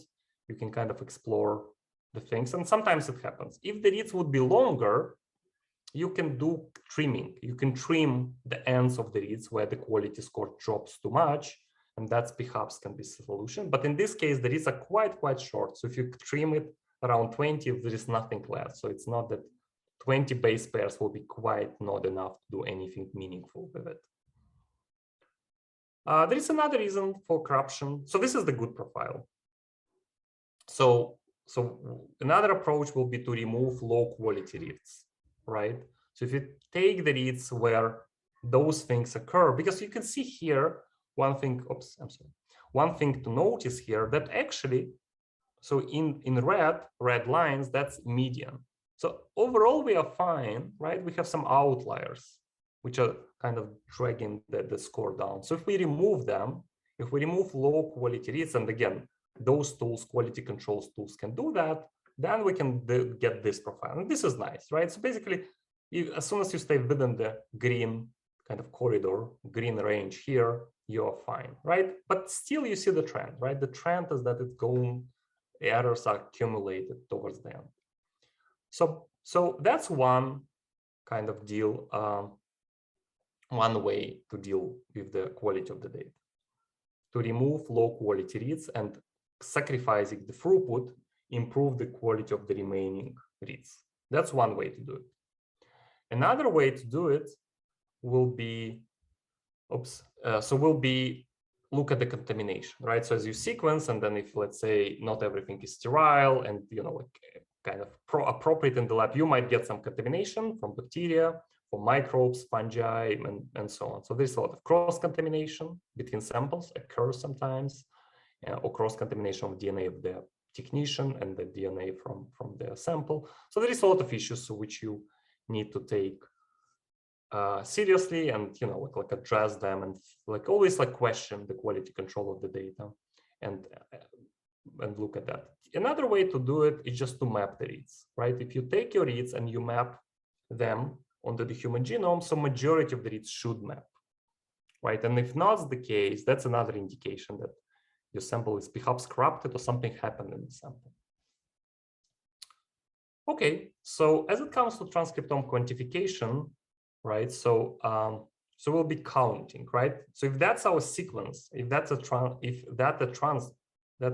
is a sequence of the transcript on the very bottom, so then you just count the reads, right? So that will be your proxy for gene expression, or in this case, transcript expression. Okay, so and then as you do that in RNA-Seq, so this is what you expect to obtain, right? So you would expect to obtain, and this is the data you will be working with, right? So you would expect to obtain the count per gene per sample. So if you have, in this case, 15 samples, and then whatever the number of genes, like 60 million or so, so 60,000, I'm sorry, 60,000 or so. So you would expect to have gene count, count for every gene, right? That will be your gene expression. So this is the data you will be working with. So that's called the gene matrix, right? So information about the gene counts per sample. Okay, so if you want kind of a very much summary, like in terms of how things are done. So here we talk about the intron splicing, mature mRNA, then RNA fragments, and sequences and alignment. So that's kind of the summary. And this is done experimentally, like obviously when you take the DNA, the RNA-Seq sample, when you do, when you sequence that, but some parts are done in silico, right? When you do alignment, when you count the gene and the number of reads coming from the gene, that's done in silico. Okay, so there are many tools, like we can use. And so we'll talk about few tools again, because it's overwhelming number of tools and overwhelmingly large number of details and steps. So we will talk about what we call quasi-mapper. So we'll talk about Selman, and that's we'll cover a little bit in more details. But generally, we would like you to work with the count data, right? Like with the gene expression data itself. Let's see. Okay, so, oops, sorry, wait. Okay, so here, when we talk about the Selman again, so we'll not kind of do hands-on on it, but rather, I think that's the simplest and fastest way to get gene expression from the data, right? So, and then the way it works, so again, there are many software tools and so on. There is many ways you can do. Sorry, why it's moving. So there are many ways you can do RNA-Seq analysis. So in the lab, personally, we do this way through Selman because it's quite fast, because it avoids actually alignment. It doesn't do proper alignment. So instead, what it says for every read, it says where from which gene is coming from. But it does not say, perhaps like where particularly, at what position it is. Any questions from the class at this point? Sergey, I have only one question that's related to the mapping. Does the mapping help you to understand the initial expression values of the transcript? What do you mean by initial? What do you mean by initial? So it's like in the mutational profiling, when you do the DNA sequencing, the alignment helps you to identify like where exactly you have that SNP, right? Where exactly you have that that change. So comparing to the reference genome, you just know, like, here's the reference and here's how it's supposed to be, and here's the sequence that I have, and it's different. So meaning that there is a mutation here. In how does it work in transcriptome alignment? Yeah, so actually that's a great question. So basically, I think it's still open question, can we call the SNPs or mutation from RNA-Seq? It's very challenging. So we are not covering it here, right? So here we're talking about alignment just to help you quantify the genes, right? We are not talking about alignment to call the SNPs. We'll talk about calling the alignment on the proper DNA-Seq data, the whole genome data, for example, but not RNA-Seq in the last module. But here we talk about alignment just to quantify the gene expressions. Yeah. So so you quantify the gene expression like by comparing to the reference. By counting. Yeah, like by identifying for each read from which gene or transcript the read is coming from. And by doing so, we can just count. Then we go to every read or every transcript and we say, okay, how many reads comes from here? 5. Okay, that's expression 5, like roughly speaking. Like, of course, there are some details, but like roughly speaking like this. The number of reads derived or like, aligned to that particular gene will be the proxy for the gene expression. Okay. Got it. But about the SNPs, I would, it's still possible to call the SNPs. It's unclear what will be the accuracy, but but I think in terms of calling the SNPs, we'll do it from the normal DNA-Seq data, which I think it's much easier to understand. Okay, so we're resuming on RNA-Seq, right? On RNA-Seq analysis and bioinformatics tools, and I think we have stopped where we have talked about different pipelines available to do the analysis, right? So you can see there is quite a lot of details, and there is the whole branch of science, I would say, which are dealing with developing the tools to analyze RNA-Seq data and selecting the best tool. So there is a variety of the tools available to you. So we will kind of cover this to the more theoretically, right? Like we'll talk about those tools exist. You understand more or less what they do. However, we will start as the practical component. We will start with the gene expression data, right? We will assume that the data was produced anyhow, like gene expression were calculated somehow through certain pipelines or certain bioinformatics methods. Okay, so differential expression analysis, right? So the goal is to look which genes are differentially expressed. So what do we mean by that? So we would just want to know the genes which are very different, right? Statistically significantly have statistically different expression values across groups. And groups can be anything, across males and females, across case controls, or any groups, right? So why do we talk about the groups, right? Not individual samples. So if you have just 2 samples, one being case and one being control, you typically cannot say if the genes are differentially expressed or not. I mean, technically you can do that, right? You can compare 2 samples and say, like I do see the genes, some genes, which are very different in one individual, which represents the case, and in other individuals, we represent controls. However, that is not obviously good practice because you're not controlling for the variation within the group. And that's a key thing, right? So you want, in general, when you do differential expression analysis, you want to make sure the variation in the gene expression across the groups is larger than within the groups. And those genes which do have that variation will be determined as differentially expressed genes, right? So you can think about that, for example, you're studying, let's say, I don't know, some disease, let's say, come back to sepsis, right? You're studying sepsis and you got 2 individuals. So you do see the gene, which is very different, and then, but as you get more samples or more individuals in that group cases and the group controls, so suddenly you see that gene is actually varies a lot within that group, right? So then you cannot no longer make that conclusion that the gene is differentially expressed across the groups because there is a big variation within the group. So I think those 2 kind of key things the software will be using, DSeq2 will be trying to model. So it will be trying to select only those genes which variation across the groups is substantially larger than the variation within the groups. And then you can now appreciate that you need quite few samples inside the groups to control for the within the group variation, right? So for the kind of in that population. Now, I mean, ideally you want to take as many samples as you can. Practically, it's often impossible. So I think at least people agree that at least you need to have 3 samples in the group to make any kind of sort of meaningful conclusion. So number 3 is accepted. So if you have case control, so in total you need to have at least 6 individuals, right? 3 in one group and 3 in another group. Okay, so that's the software. We'll be using DSeq2.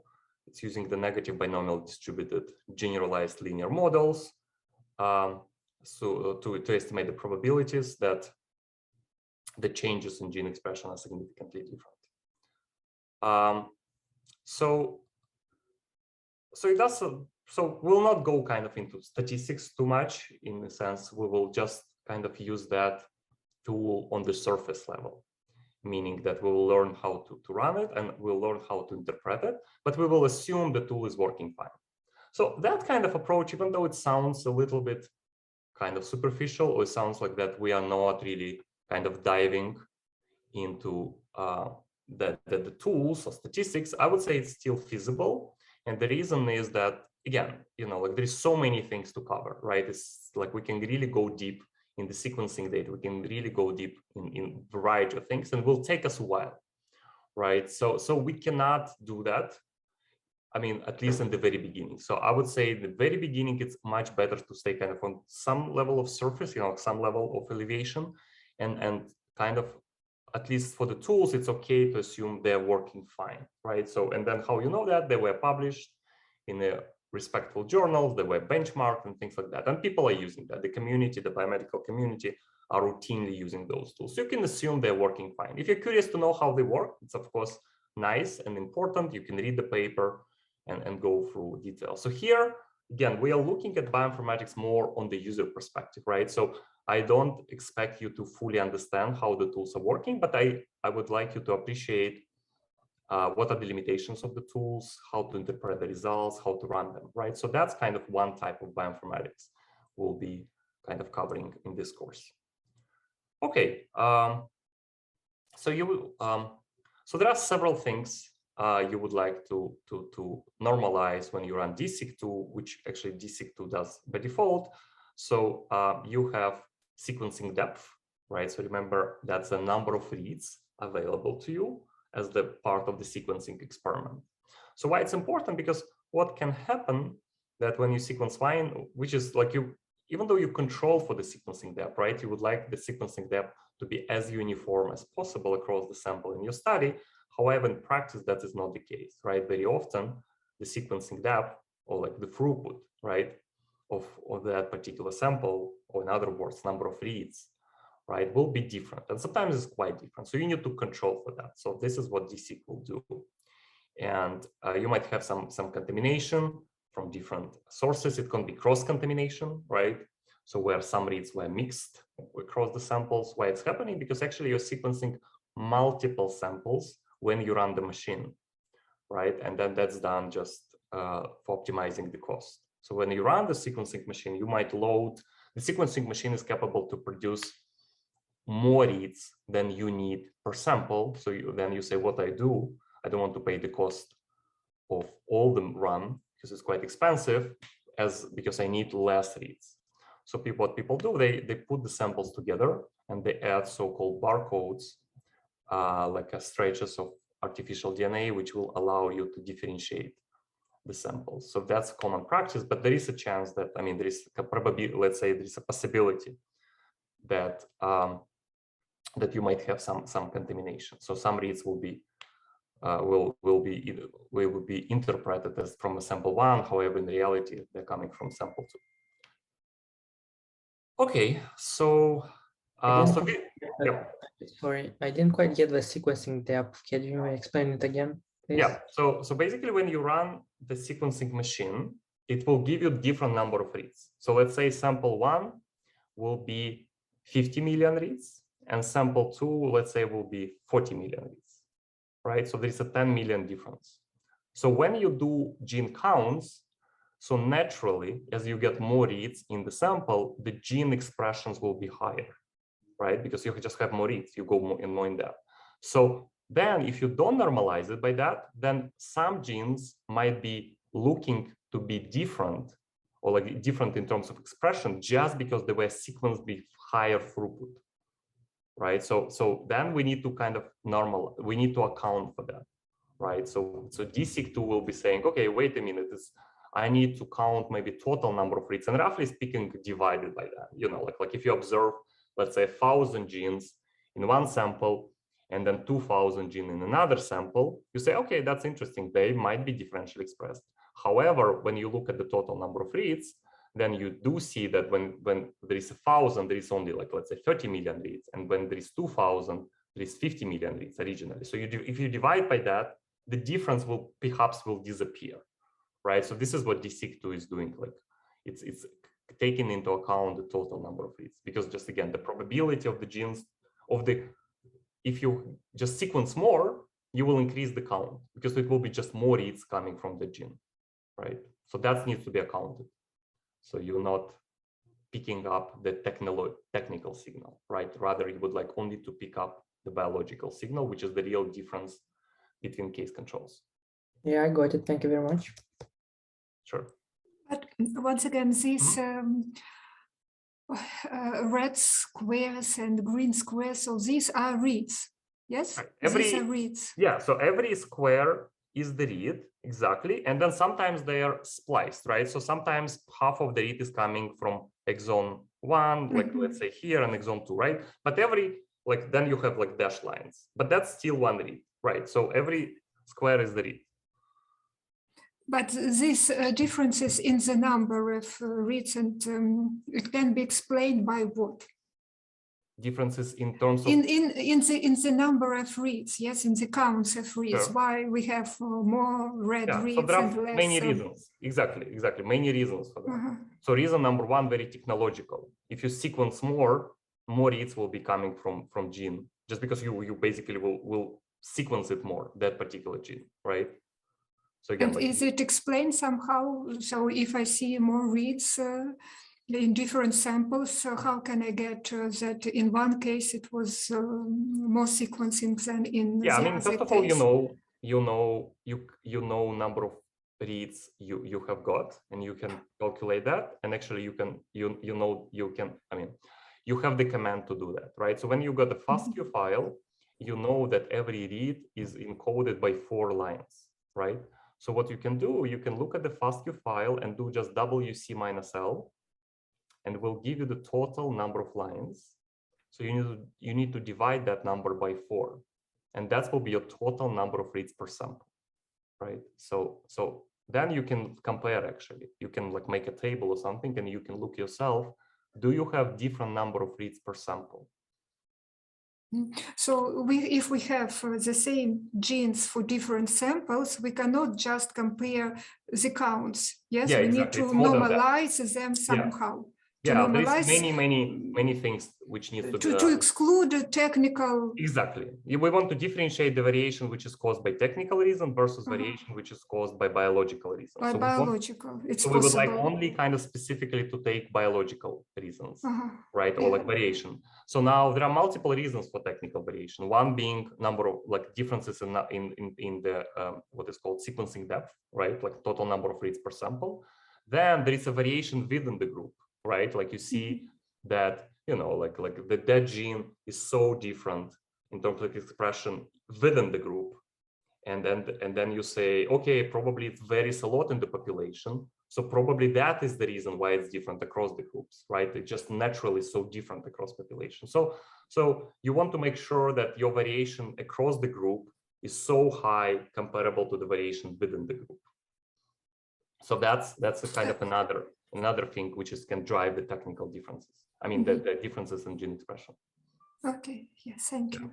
Yeah, so basically it's quite, again, we will not go that too much in that, but like it's quite complex kind of thing where, it's very typical in bioinformatics, how you want to differentiate technical reasons or technical, like the technical variation versus biological one, right? And then it's all over. It's like very often the case, and then it's often challenging, right? Because again, you're not working with the precise information. Like here, you might occasionally do errors when you do counts, right? So you should like account for that as well. There is errors in bioinformatics. So basically, I think that's why it's important to know more or less what bioinformatics tools do, because nothing is like binary. Nothing is like true or false. No, there is false with certain probability and the true with certain probability.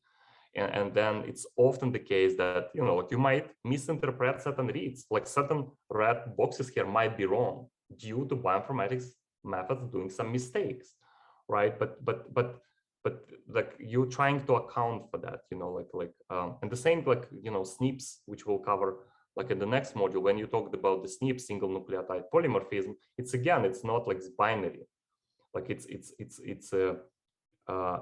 with certain probability you're correct, and if you really want to take only things which are true, you just take the calls which is very high probability, and then you say perhaps it's 100% or close to 100%, but then you're losing your kind of suffering in terms of sensitivity, let's say, right?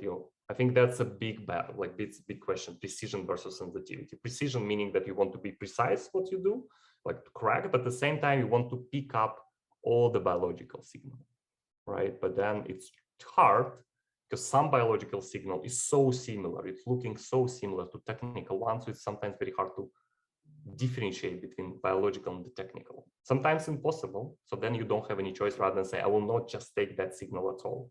I will just disregard it because I'm not capable with current information to differentiate those two things. Okay, any other questions?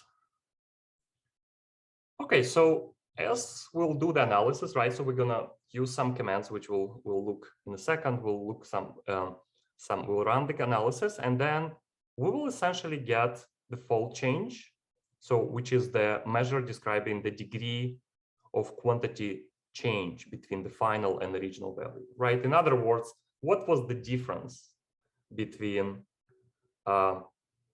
case controls, right? And what it was the fold change. And then we're gonna get the p-values, right? So we'll know that how much we can trust it, basically, right? Like, and then what you can see here, every dot here on this what is called volcano plot. The reason it's volcano is just because it looks like volcano. So every dot here is the gene, right? So remember, you have around 60,000 genes. So all those blacks kind of like areas where you don't differentiate the dot just because there is so many of them, they're overlapping. So what you can see that, like you can look, let's say on the x-axis first. So on the, yeah. So if you look at the x-axis first, then many genes have a very small change, right? Very small fold change. And let's say, one experiment is 5 and another is 6, right? Like cases are 5 and controls are 6, let's say. So then, even though there is a difference and potentially it's a true one, but you don't have enough evidence to conclude that's correct or this is true, right? Because it's so small and the counts are small. So there's basically as lower the gene expression is, as harder is to say that there is a real difference, right? So 5 and 6, you can conclude nothing, even though it can be the truth. You don't know, but you just don't have enough reads to conclude that. So those will be all black dots over here, right? And then as a result, the p-values will be quite small for them. Now, some genes will have a quite big fold change, up to 5 or even higher than 5, but still kind of let's see. So yeah, but still kind of low p-values, I guess, right? And then as you go, those red ones, those will be the most significant ones. And then that's why usually, because you're really kind of confident in those. So I think one practice is just to actually highlight the names of those, and that's kind of square. And some actually will be like the blue one. Actually, the p-values will be high, like, so they are true, perhaps, right? However, what is happening that you just don't have a big fold change. So perhaps biologically, even though they are true, they are true. I mean, there is a true change, but you don't care much about that because there is a tiny one. So you would rather pay attention to the fold change, which is high, right? So I think that's typically how you would interpret the volcano plot. Okay, so another What thing. is Yeah, go ahead. what is fold change once again? I could. So this is just the difference, like when you do the fold change, difference between the, for example, average, let's say average and something else. Yeah. So like basically when you have, let's say, 3 cases and 3 controls, right? So you compute, roughly speaking, the average in the all, like you have, and then you look at the particular gene, right? So we have a particular gene. So we'll compute the average expression level or the count, whatever we call it, of that gene across all cases, across 3 samples, get the value, and then compute the average across case controls and get the value and compare them and ask what is the fold change, like to what degree do we, And what is great means there is small changes, and these changes are not statistically significant. Yeah, some of them are gray and not statistically significant. Some of them are small changes, but they are statistically significant. Those are the blue. What is blue? Yeah, and that is why we have here, I'm sorry, 6 different like squares. Yeah, right, yes? Which are symmetrical. I mean, it's just like different direction, right? Like meaning was high in the cases and lower in the controls. That's one. That will be positive fold change, and negative fold change will be vice versa. Right. Like so the most interesting is what is colored, yes, because what like is gray here we have small changes and not statistically significant. And exactly. Red are the most interesting because, like, they're both statistically significant, and then there is a big difference, right, between cases and controls. Now, blue are also interesting because technically they're correct, right? The p-values are high enough that we consider them correct. However, from biological perspective, we don't care about them much because there is such a small fold change, right? But they are true. And actually, if you think about like what makes the difference between the blue and the black, so typically will be number of reads.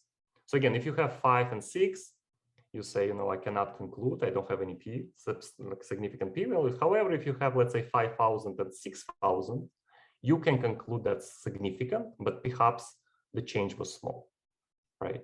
So for example, if you kind of indefinitely, if you imagine that you have a sequencing machine which can sequence indefinitely, infinite number of reads, so everything will be significant, right? So it matters of the throughput, that the reason we are not observing certain genes to be significant just because we don't have enough reads. But if all the genes will be in kind of magnitude of like thousands, and so like we will have the p-values all the time, but the fold change will be small. Okay, so another thing you might want to do, you might do what is called PCA plot, principal component analysis, and then basically you try to explain variation, right? You try to find the dimension which explains the most variation. So to put it simply, that's kind of clustering in a very kind of oversimplified way. And then you have 2 axes, which explains variation, right? So you have some variation in the genes, which is causing, as we discussed, by many factors, including, let's say, technical one and biological one, so on. You don't know that, right? You're yet to determine what is biological variation, what is the technical one. So you do observe differences. And every dot here is the sample. So sample is composed by many genes, right? You have 60,000 genes and expression of those which are causing the differences, right? So you're asking the question, what is, like, if I group them, like what will be the PCA1, meaning like, can I find such a dimension which differentiate them? And you typically want to do that and again, interpret that as kind of clustering, and then where you want to see some batch effects. So in this case, we have E1 and E2. So those are the groups, like we have red and green, whatever, like the color. And then in this case, those are the groups, again, can be case controls. Now, so what we see, they're quite nicely grouped, right? Which is typically not the case, because like one thing to understand that even though we have some genes which are differentially expressed across case controls, however, it might be a small number of them. So overall, that will not impact them, the clustering like this. So instead, those differentially expressed genes will be PCA 10. So, like very small variation overall. But I think that's a PCA plot. It's important to do because it kind of gives you an idea. So here you can conclude, for example, and then the way you can interpret that, like just look at the x-axis, which is a lot, 27%. So 20% can be explained by this grouping. So what you see, you more or less see some grouping, right? You can see that, like majority of red samples are above like whatever 2 number, and then the majority of the green ones are like from the left, like of that line too. So that suggests that they're very, very different, right? That the gene expression of those samples overall are very different, at least on the 30% of variation. So as you look at the 11 variants, right, at the y-axis, then I would say, actually, there is you cannot group things, right?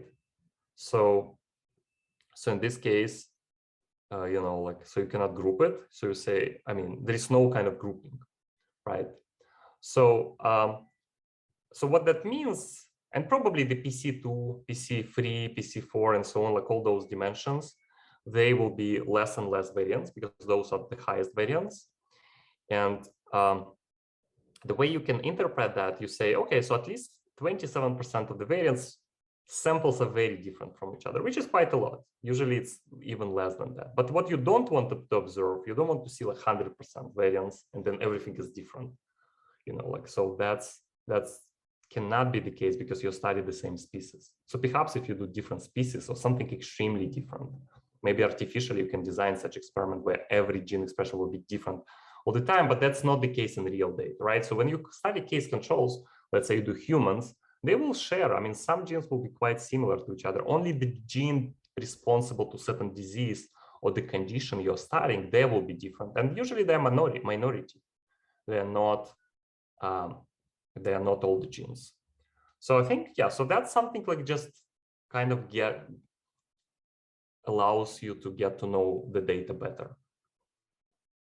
Again, we'll not go into PCA and how that works statistically. Even, if you're interested, we can discuss that. But again, like we will stay kind of on the surface, and we'll just say that PCA plot allows you discover clusters and look at the variance, which is explained. It should be in the normal range. And Sergey, just a question here. In the case, for example, if you're comparing tumors to the controls where you have highly expressed genes, and they're quite different to the control ones. In this case, do we use the same principle? Do we use PCA analysis?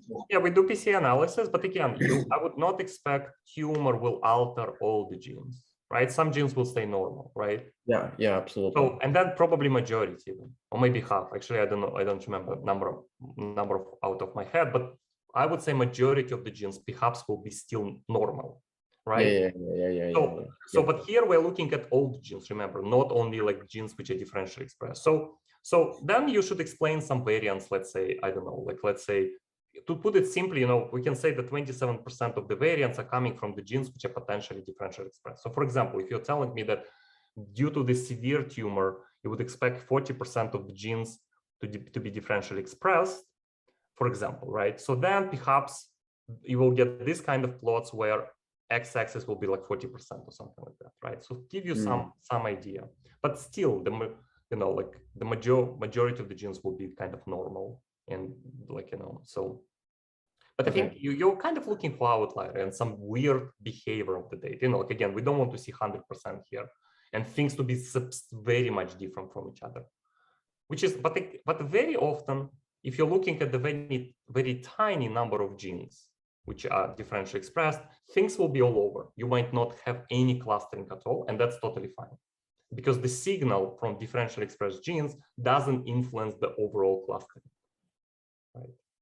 So here you're just comparing like roughly again, like to put it simply, just comparing like vectors, if you like vectors, every sample will be represented by a vector where every value will be gene expression, and you're just comparing those vectors. So you just take two samples and say how different they are, those two samples, if you compare gene expressions, right? So that's kind of this plot tells you, but you don't know about differentially expressed genes yet when you do this plot.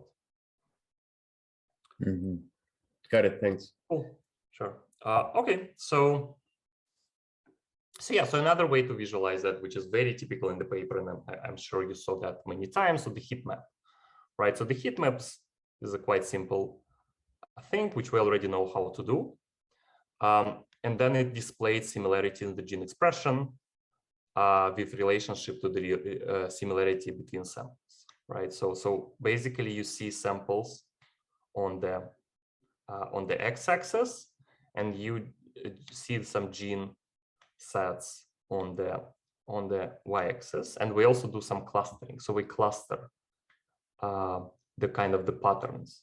So here, what you can see, if you look just on the gene set 1, so what you can see, I think you can see a quite nice picture where you can actually guess what are the case and what are the controls. So I would argue here that sample 1, 2, and 3 are cases, let's say, over like particular group, and sample 4 and up to 9, this is the controls, right? Perhaps we don't know that, but I'm just making the guess. And the reason I do that, so look at the gene set 1. So actually, sample 1, 2, and 3, the gene expression are elevated, right? They're in red. Oops, sorry, it's moving sometimes. Yeah, so here, that group, sample 1, 2, and 3, they're elevated, right? They're in red. And majority, I mean, it's a mass majority of the gene set in the controls, let's say in sample 4 up to 9, they're blue. So they're different, right? That's why it was clustered like this. Now, gene set 2, actually opposite direction and perhaps less clear signal, right? So what you can see here, it's opposite, right? That gene set is, if we say, let's assume that the blue is low expression and the red one is high expression. So actually here is opposite, right? So those genes will be lower in the sample 1, 2, and 3, and will be high in the sample 4 up to 9. And actually the same for the gene set 3. But there is like, why there is a difference between gene set 2 and gene set 3? Because how clean the signal is. So I would say gene 2 is more clean of the signal, right? It's quite clean that all the genes in sample 1, 2, and 3 are blue, and the rest is red with some exceptions. As gene set 3 is quite noisy, right? You might observe that inside you have some subcluster where it's actually opposite, red and blue, and so on. So this is how you, I know I mean, I'm not a biologist by training, but I know biologists, I love those heat maps. They can look at that, tell the stories. I'm probably capable of doing that, but that's not what I do for science, But as you deliver this kind of visualization to biologists, they just love it. They just look at that and, oh, I have a story to say, and then they know what is this gene set because they can run enrichment analysis, meaning they can know the functions of those genes. So now it's like, okay, it looks like genes with certain function are down-regulated, up-regulated, and so on. But I think, again, on the simple way, it's just like you want to find the cluster of the genes which behave differently across cases, the controls. And I would say heat map is quite a nice way to visualize that. And it's a type of visualization which is widely used in across a variety of publications and domains. Okay. So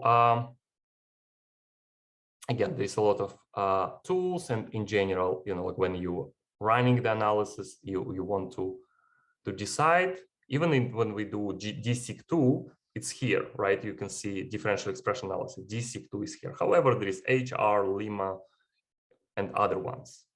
So how do you choose the best tool? There are two kind of fundamental ways to do that. One is to go with the most popular tool, which might or might not be the optimum solution, but at least you will be not questioned in terms of reviewers and when you send the paper. However, I would say that's not the optimal approach. Optimal approach is to rely on existing benchmarking. So by benchmarking, we mean the existing papers which rigorously and comprehensively compare the tool's performance using some very accurate gold standard data. And then usually, like that's the whole study devoted to ask that question, which tool is the best under which settings. So I would say the optimum solution is to look at that papers of those papers and then see what is the conclusion they have done. And, and then, but also like by popularity is also okay. Sometimes it just doesn't work. For example, let's see, do we have it here? Yeah. So if you look at the spliced aware aligners here, you see star, top hat 2, and high set 2. So actually it was the case that top hat 2 was the most popular tool for a very long time. I think it still is. However, it was clearly demonstrated several times that it provides suboptimal solution, meaning, for example, it can align only 70% of the reads, where star and high set 2 can align 90-something% of the reads. So essentially, you're losing 20% of your data just because you're not using the correct aligner. And then was the reason was you're not choosing the correct aligner because you're just going by majority, right? But if you would, let's say, read benchmarking paper, you would see that top hat is not the best choice. It's actually one of the worst choice, which is very ironic given its popularity. Now, you might ask the question, why it matters? Like why it matters that I got 70% of the reads being aligned versus 90? So remember, every aligned reads will be converted, or almost every aligned reads will be converted to the count. So let's say you have a gene, which let's say is 10, maybe 20 and 25, right? Like in cases it's 20 and in control is 25. So you say, okay, there is a difference, but the p-value, let's say, is not significant. However, if you're increasing the throughput by 20%, meaning, like you suddenly run star and you got 20% boost in number of reads. So now you got, let's say, what, 22 or like 24 actually, right? 20%, 24 and almost 30 or something like that. Now your p-value became significant, right? So that might be the case. So it really can impact your biological interpretation of the data. So I think running the correct bioinformatics tools, I mean, it's challenging to know which one the best, but there is a whole kind of domain of bioinformatics, which is doing benchmarking. Like personally, we do it in my lab, many benchmarking. So where we conclude if what is the accuracy and performance of bioinformatics tools for the given domains. Okay. So, and again, talking about the tools, there are very many tools being developed. So I just want to kind of give you some high-level overview what has been done from 2008 to 2020. So we have written, we're writing the manuscript about kind of evolution of bioinformatics tools for RNA-Seq in particular. So we have found 184 different tools being developed, which are used for RNA-Seq analysis. And then they're different. They serve different purposes. Like some of them are what you know already, DSeq2, right? Like some of them in that category, which are tools designed to detect differential expressed genes. And it's quite remarkable that in such a short amount of time that many tools were developed. So we actually calculated some rates when it's the most active development. Because usually as the technology appears, and actually RNA-Seq was invented in 2008, so as it was invented, it was kind of gold rush in some sense, like all the bioinformatics said, oh, that's such an interesting problem. And actually this is the time I started my PhD in the US. So I knew nothing about RNA-Seq. So my advisor told me, okay, that's a technology, let's develop some tools. So, and then it was like kind of gold rush in bioinformatics community, like Top Hat, for example, was the first one, but perhaps not the best one, but it still was quite popular. And many tools were developed and then demonstrated not to be the best one and kind of retired in some sense, and new tools appear. So it's an interesting kind of process. And the most popular technology was transcriptome quantification, meaning that you are trying to count, just trying to count the number of reads coming from the gene. So that's what we call, and transcripts, what we call transcriptome quantification. But it's more complex than that, because if you remember that toy example we have discussed, then many short reads cannot be uniquely assigned to the transcript. Remember that cartoon, like red, blue, and green, something like this, right? So that's exactly the kind of the challenge. Can you assign the reads which otherwise look identical when you try to assign them to the transcripts? And then actually you can do other things with RNA-Seq. we are working that, like if you sequence the sample and there is some microbiome in that sample, you will capture that microbiome as well. Let's say do skin RNA-Seq. So you can detect some viral sequences which are part of the sample, or actually microbial sequences in general. Okay, so actually they vary, the tools which have been developed, so they vary in the level they're usable, and that's a big theme in bioinformatics, in the sense that some tools are very hard to run, hard to install, and that's a big problem. Even though, let's say, the tool is excellent, provides excellent results, however, to run it, that's like a nightmare, so we probably will not do that. So what we did, so we look at the different domains of RNA-Seq, which is on the x-axis, oh sorry, on the y-axis, you know, like so transcriptome quantification, sorry, transcriptome quantification here, and read alignment is here, and adaptive immune repertoire something else, and so on. So there are many technologies. So actually, what you're working with, differential expression, right? DSeq2 is here. So what we have looked at, so we have looked what type of expertise those tools require to run them. Is it low expertise, medium, and high? And what you can see, for example, for differential expression, quite majority, I guess, are requiring only the medium expertise. So, and then another thing is like how installation process is easy. Again, DSeq2 doing great job making the installation easy, but some tools are not. So we have compared, is it Bioconductor or CRAN? There is a special system how to install the tool versus Anaconda versus another system. Sure, I just realized that I missed the slide, so we'll come back here. So yeah, so like those are the domains, right? So this is number of tools. So this is how the tool development was happening after RNA-Seq was invented, right? In 2008, so you can see in 2009, still very few tools.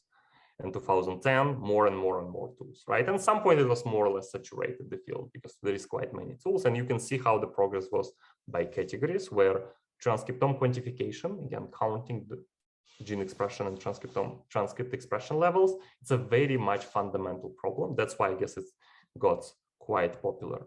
So if you look at differential expression, yeah, I think it's quite stable, right? It's quite the same from 2015 as no more tools were invented. And if you would like to see the exactly number of tools per domain, you can, right? So read alignment, which we'll cover tomorrow, is second most popular. Okay, it just gives you, I hope that gives you some overview of the field. Okay, so, and then I think in terms of citations, which can be used as the proxy, how much people use those tools, you can see that differential expression, what you're doing now, is the most popular kind of technique people are using. That's why it's cited. Total number of citation of all the tools is the highest, right? And the transcriptomics quantification a little bit less. And then data quality control, which is high, which is good. So people do data quality control on the data. Okay. And then the question is, are people using the same tool in the particular domain? Like, for example, do people use DSeq2 over HR in differential expression analysis? So if you look here, oops, sorry. So if you look here, then you can see that with the most popular tool, which I think DSeq2 is, accounts for almost like 40%, right? So 40% of the community uses DSeq2 versus other tools. But some domains like visualization, for example, they are dominated by a single tool. So it's about kind of like, you know, two components. One, the tools are developed and then they are adopted by the community. So that's kind of shows you how things are. Is it dominated by a single tool, or rather many tools are popular? Okay, so that's just like a total number of citations per year versus citation per year for the most cited tool, right? So like you can see how that is balanced. And again, if you want to kind of read more about that, that's it all in our preprint on which I provided. I think that was the first slide yesterday. So if you want to read more about like how things are developed for RNA-Seq and the history of RNA-Seq, in some sense, you can read it more. Okay, so this is the most popular tools. So you can see DSeq2 here is the most popular. So x-axis is citation per year, right? And then just different categories of of domains. So if we talk about differential expression, then you can see DSeq2 is quite popular, right? So we've got 2,500 citations per year. So people are quite widely using this DSeq2. And you can see some other tools which are the most popular across the domains. Actually, another tool we will be using, actually not for RNA-Seq, but rather for genomic data, will be SEM tools right here in data quality. So that's the very great tool or excellent tool to do some quality control of the data and look at the read alignment, right? Something we'll do tomorrow. Okay, and again, talking about availability of the package manager, meaning like can you install it easily, the tool. So differential expression tool are, some of them Anaconda, and typically that means that they're Python based, and some of them are Bioinconductor and CRAN, meaning they are R based. And actually, as you know, DSeq2 is R based tool. Okay.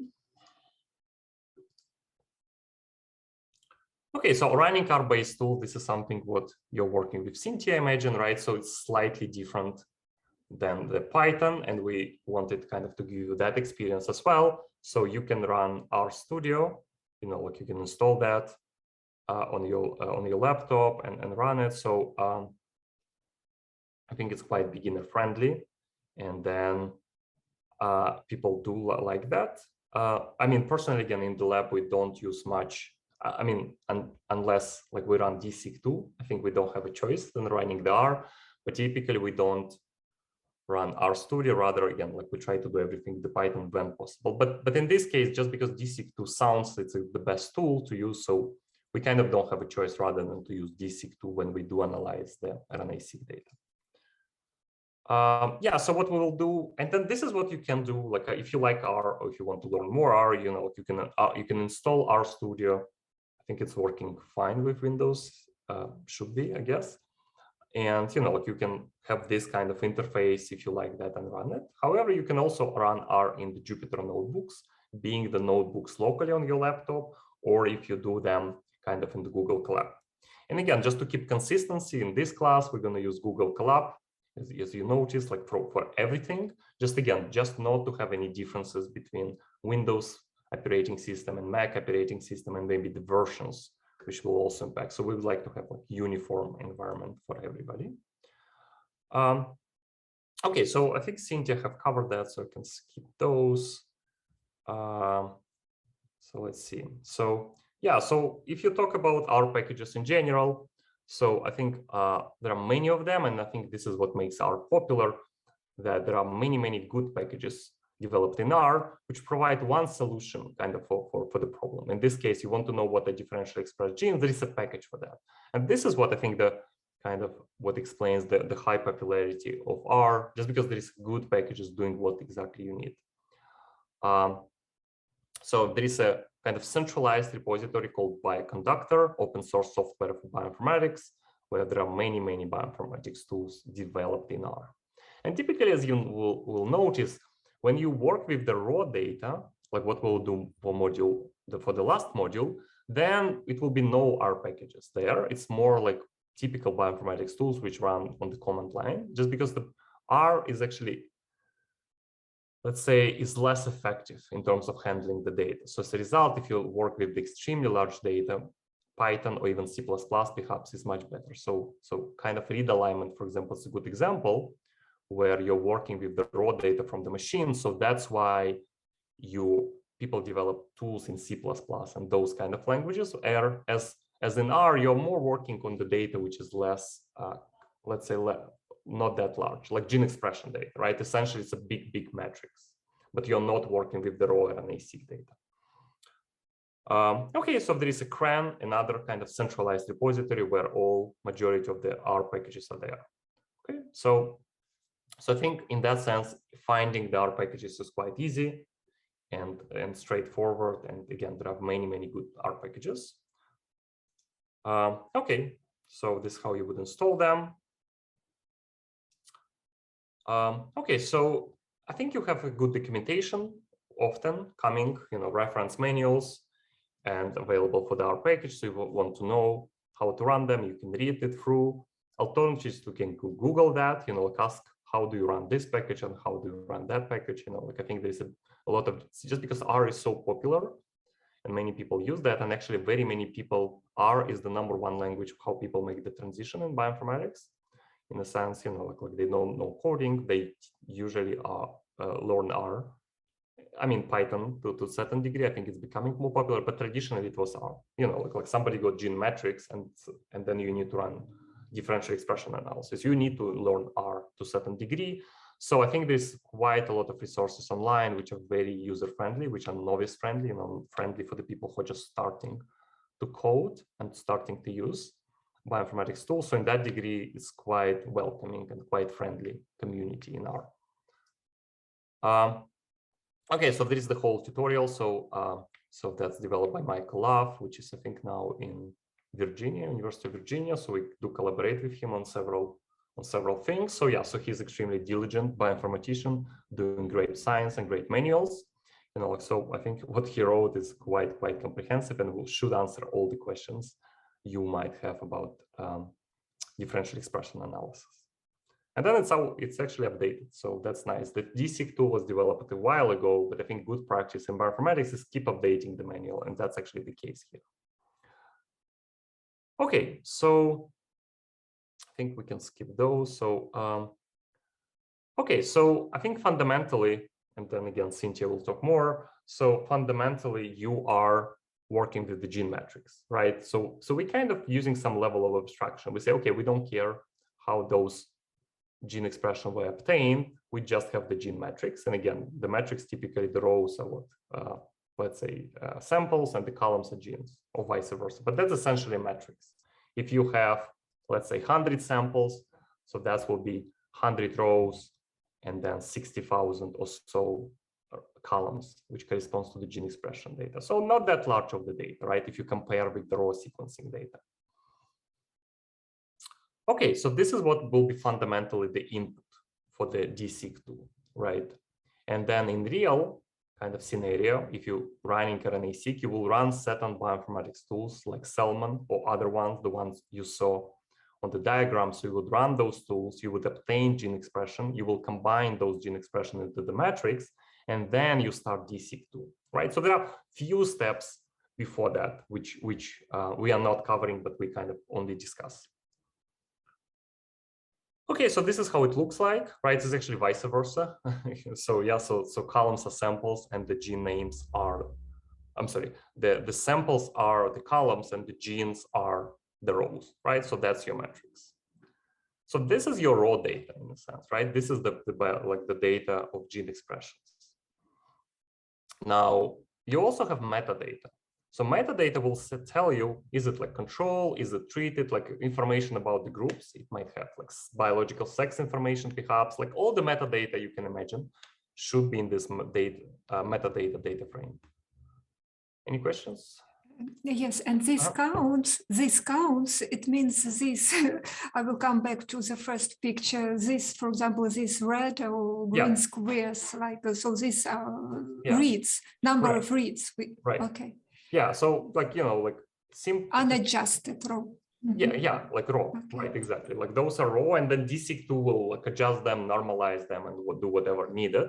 And then it's a little bit more complex than that. It's not just, I mean, there is a whole procedure how you count number of genes compatible with the gene, right? Number of reads, which aligns like those boxes, right, which goes to the gene, because some of them will be you can trust and some of them will be false positive. So there is some attempt by the software which is counting you, which gives you the count to differentiate the true alignment, you know, like is it really coming from the gene or it's a bit suspicious, and I would not count them. But you're right, you know, like those are number of reads or squares, you know, red of what we have or the color, which are coming from that particular gene. Okay, so, and you can see like this gene, the very first line is quite low expressed, right? So probably we already can give up on that, right? I mean, DSeq will tell you that, but like, you know, having those small numbers, perhaps the p-values will be not significant. Some genes are not expressed at all. I think that's sometimes the case. You can see zeros all over here. Some of them are quite expressed, you know, like around 1,000, around 500 and so on. So like just glancing on that, you can get some idea. And now you can see the sample 1, 2, and 3 are the controls, and sample 4, 5, and 6 are the treated, right? So we're going to compare 3 columns, 3 columns here and 3 columns here, right? Okay, so so this is the commands you will be running. So essentially, you're providing this matrix and you're providing this case controls, and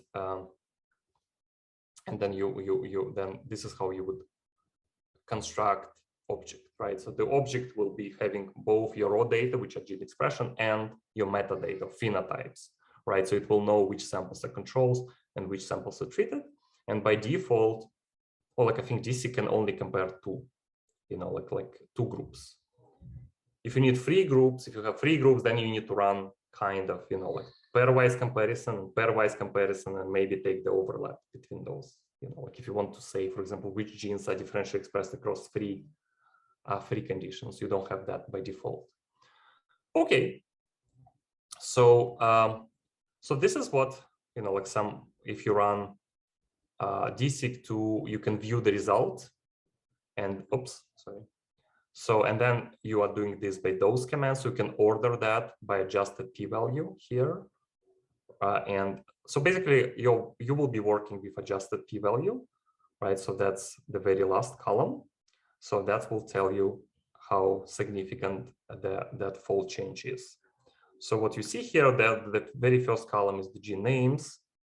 Then you have the base mean. I think it's just the average gene expression across all the samples, just to give you the idea. And then you have a fold change. And then, yeah, so I would say you need to pay attention to 2 things. Obviously, the gene names, the fold change, and the p-value, right? So the mostly significant difference with kind of very, very low p-value, 10 into power minus 72, so it's a very low number, was this particular gene, and the fold 1, 2, 3, yeah, the fold change was quite good, so 3.9, right? That was the fold change. So probably on that volcano plot, it will end up in that right upper corner, and then will be highlighted in red.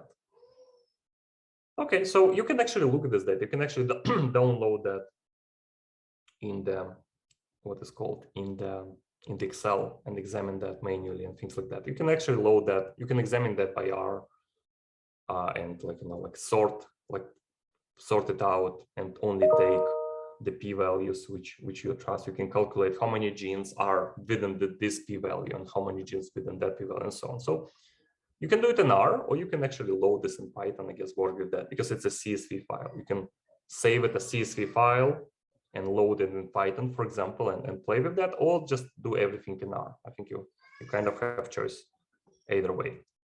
Okay. Sergey, yeah, just Yeah. a question. Isn't Sure. the which one of these are, so it's like if you go to the previous table with the data, Yeah. you would mostly, I mean, if you're interested in the expression values, you would probably look at the p-value. Yeah, I mean, p-value tells you if it's true or not, right? Basically. And you can define the p-value threshold, which just can be also interpreted like false discovery rate. Like, for example, if you say false discovery rate 1%, for example, which is typical, or 5%, so you would not trust anything below that 5%, 0.05, right? 0.05, right? P-values, and you say, I trust it, right? So p-value is a matter of trust. Do you trust it, right? Like, as more lower as the lower p-values are, as more kind of probability that is true. So that's one. But then there is also fold change. You might not care about, I'm sorry, sometimes moving. So you might not care about small fold change, right? Like 0 point something. So, like, so that's biology. Like, do you care about genes which are very much different? Like, so there are 2 dimensions. So one is how much genes are different in case control, and 2, is it true, right? So is it true? P-value tells you, is it true or not, right? As lower p-values are, as more true is that, and the fold change just tells biology that, like, how much they are different. I think you might realize they're a little bit connected, as I mentioned, that if the gene is have little reads, like then, and then it's impossible to conclude, like that. I mean, Yeah, so the fold change, so the low fold change for the low expressed genes will probably always result in the high p-values, meaning that you cannot trust, right? You just, it might be true, but you just don't have enough evidence. As the highly expressed genes, order of 5,000 or so, I would imagine will be always true, you know, p-values will be very low, but the fold change might be, you know, small. Right, but you know, like, so I think that's how I would approach it. So I have a question regarding the model. How can I understand negative binominal distribution in depth? TA can help me with that, or it's not required for this course? I mean, it's not required by this course. I think I would say you can ask TA about that. That's one, because again, I don't want to use all the time of the class for that. Or like, you know, like, I think when you do individual project, maybe, you know, like you say, those are my results, you can think about why you're getting your results. And for example, if you're really curious, you can take a different tool. I mean, I would say like the best approach here would be the following. When you have your individual project, right? So you run DSeq2, and let's say, you know, you open out preprint and you find another tool, let's say HR or whatever, you know, from that plot, and you say, and you check what they do statistically, you know, like, and I would even compare the results depending on the model. And I think it might kind of gives you some idea, like why the results, what the results you're getting with the negative binomial distribution versus other ones. You know, like, but I think reading the paper and discussing, we can, like, you know, schedule a separate session who is interested, like, understanding more like math. But again, for the purpose of this course, we'll be not covering that in the main, you know, but yeah, but I think the math is key of the success here.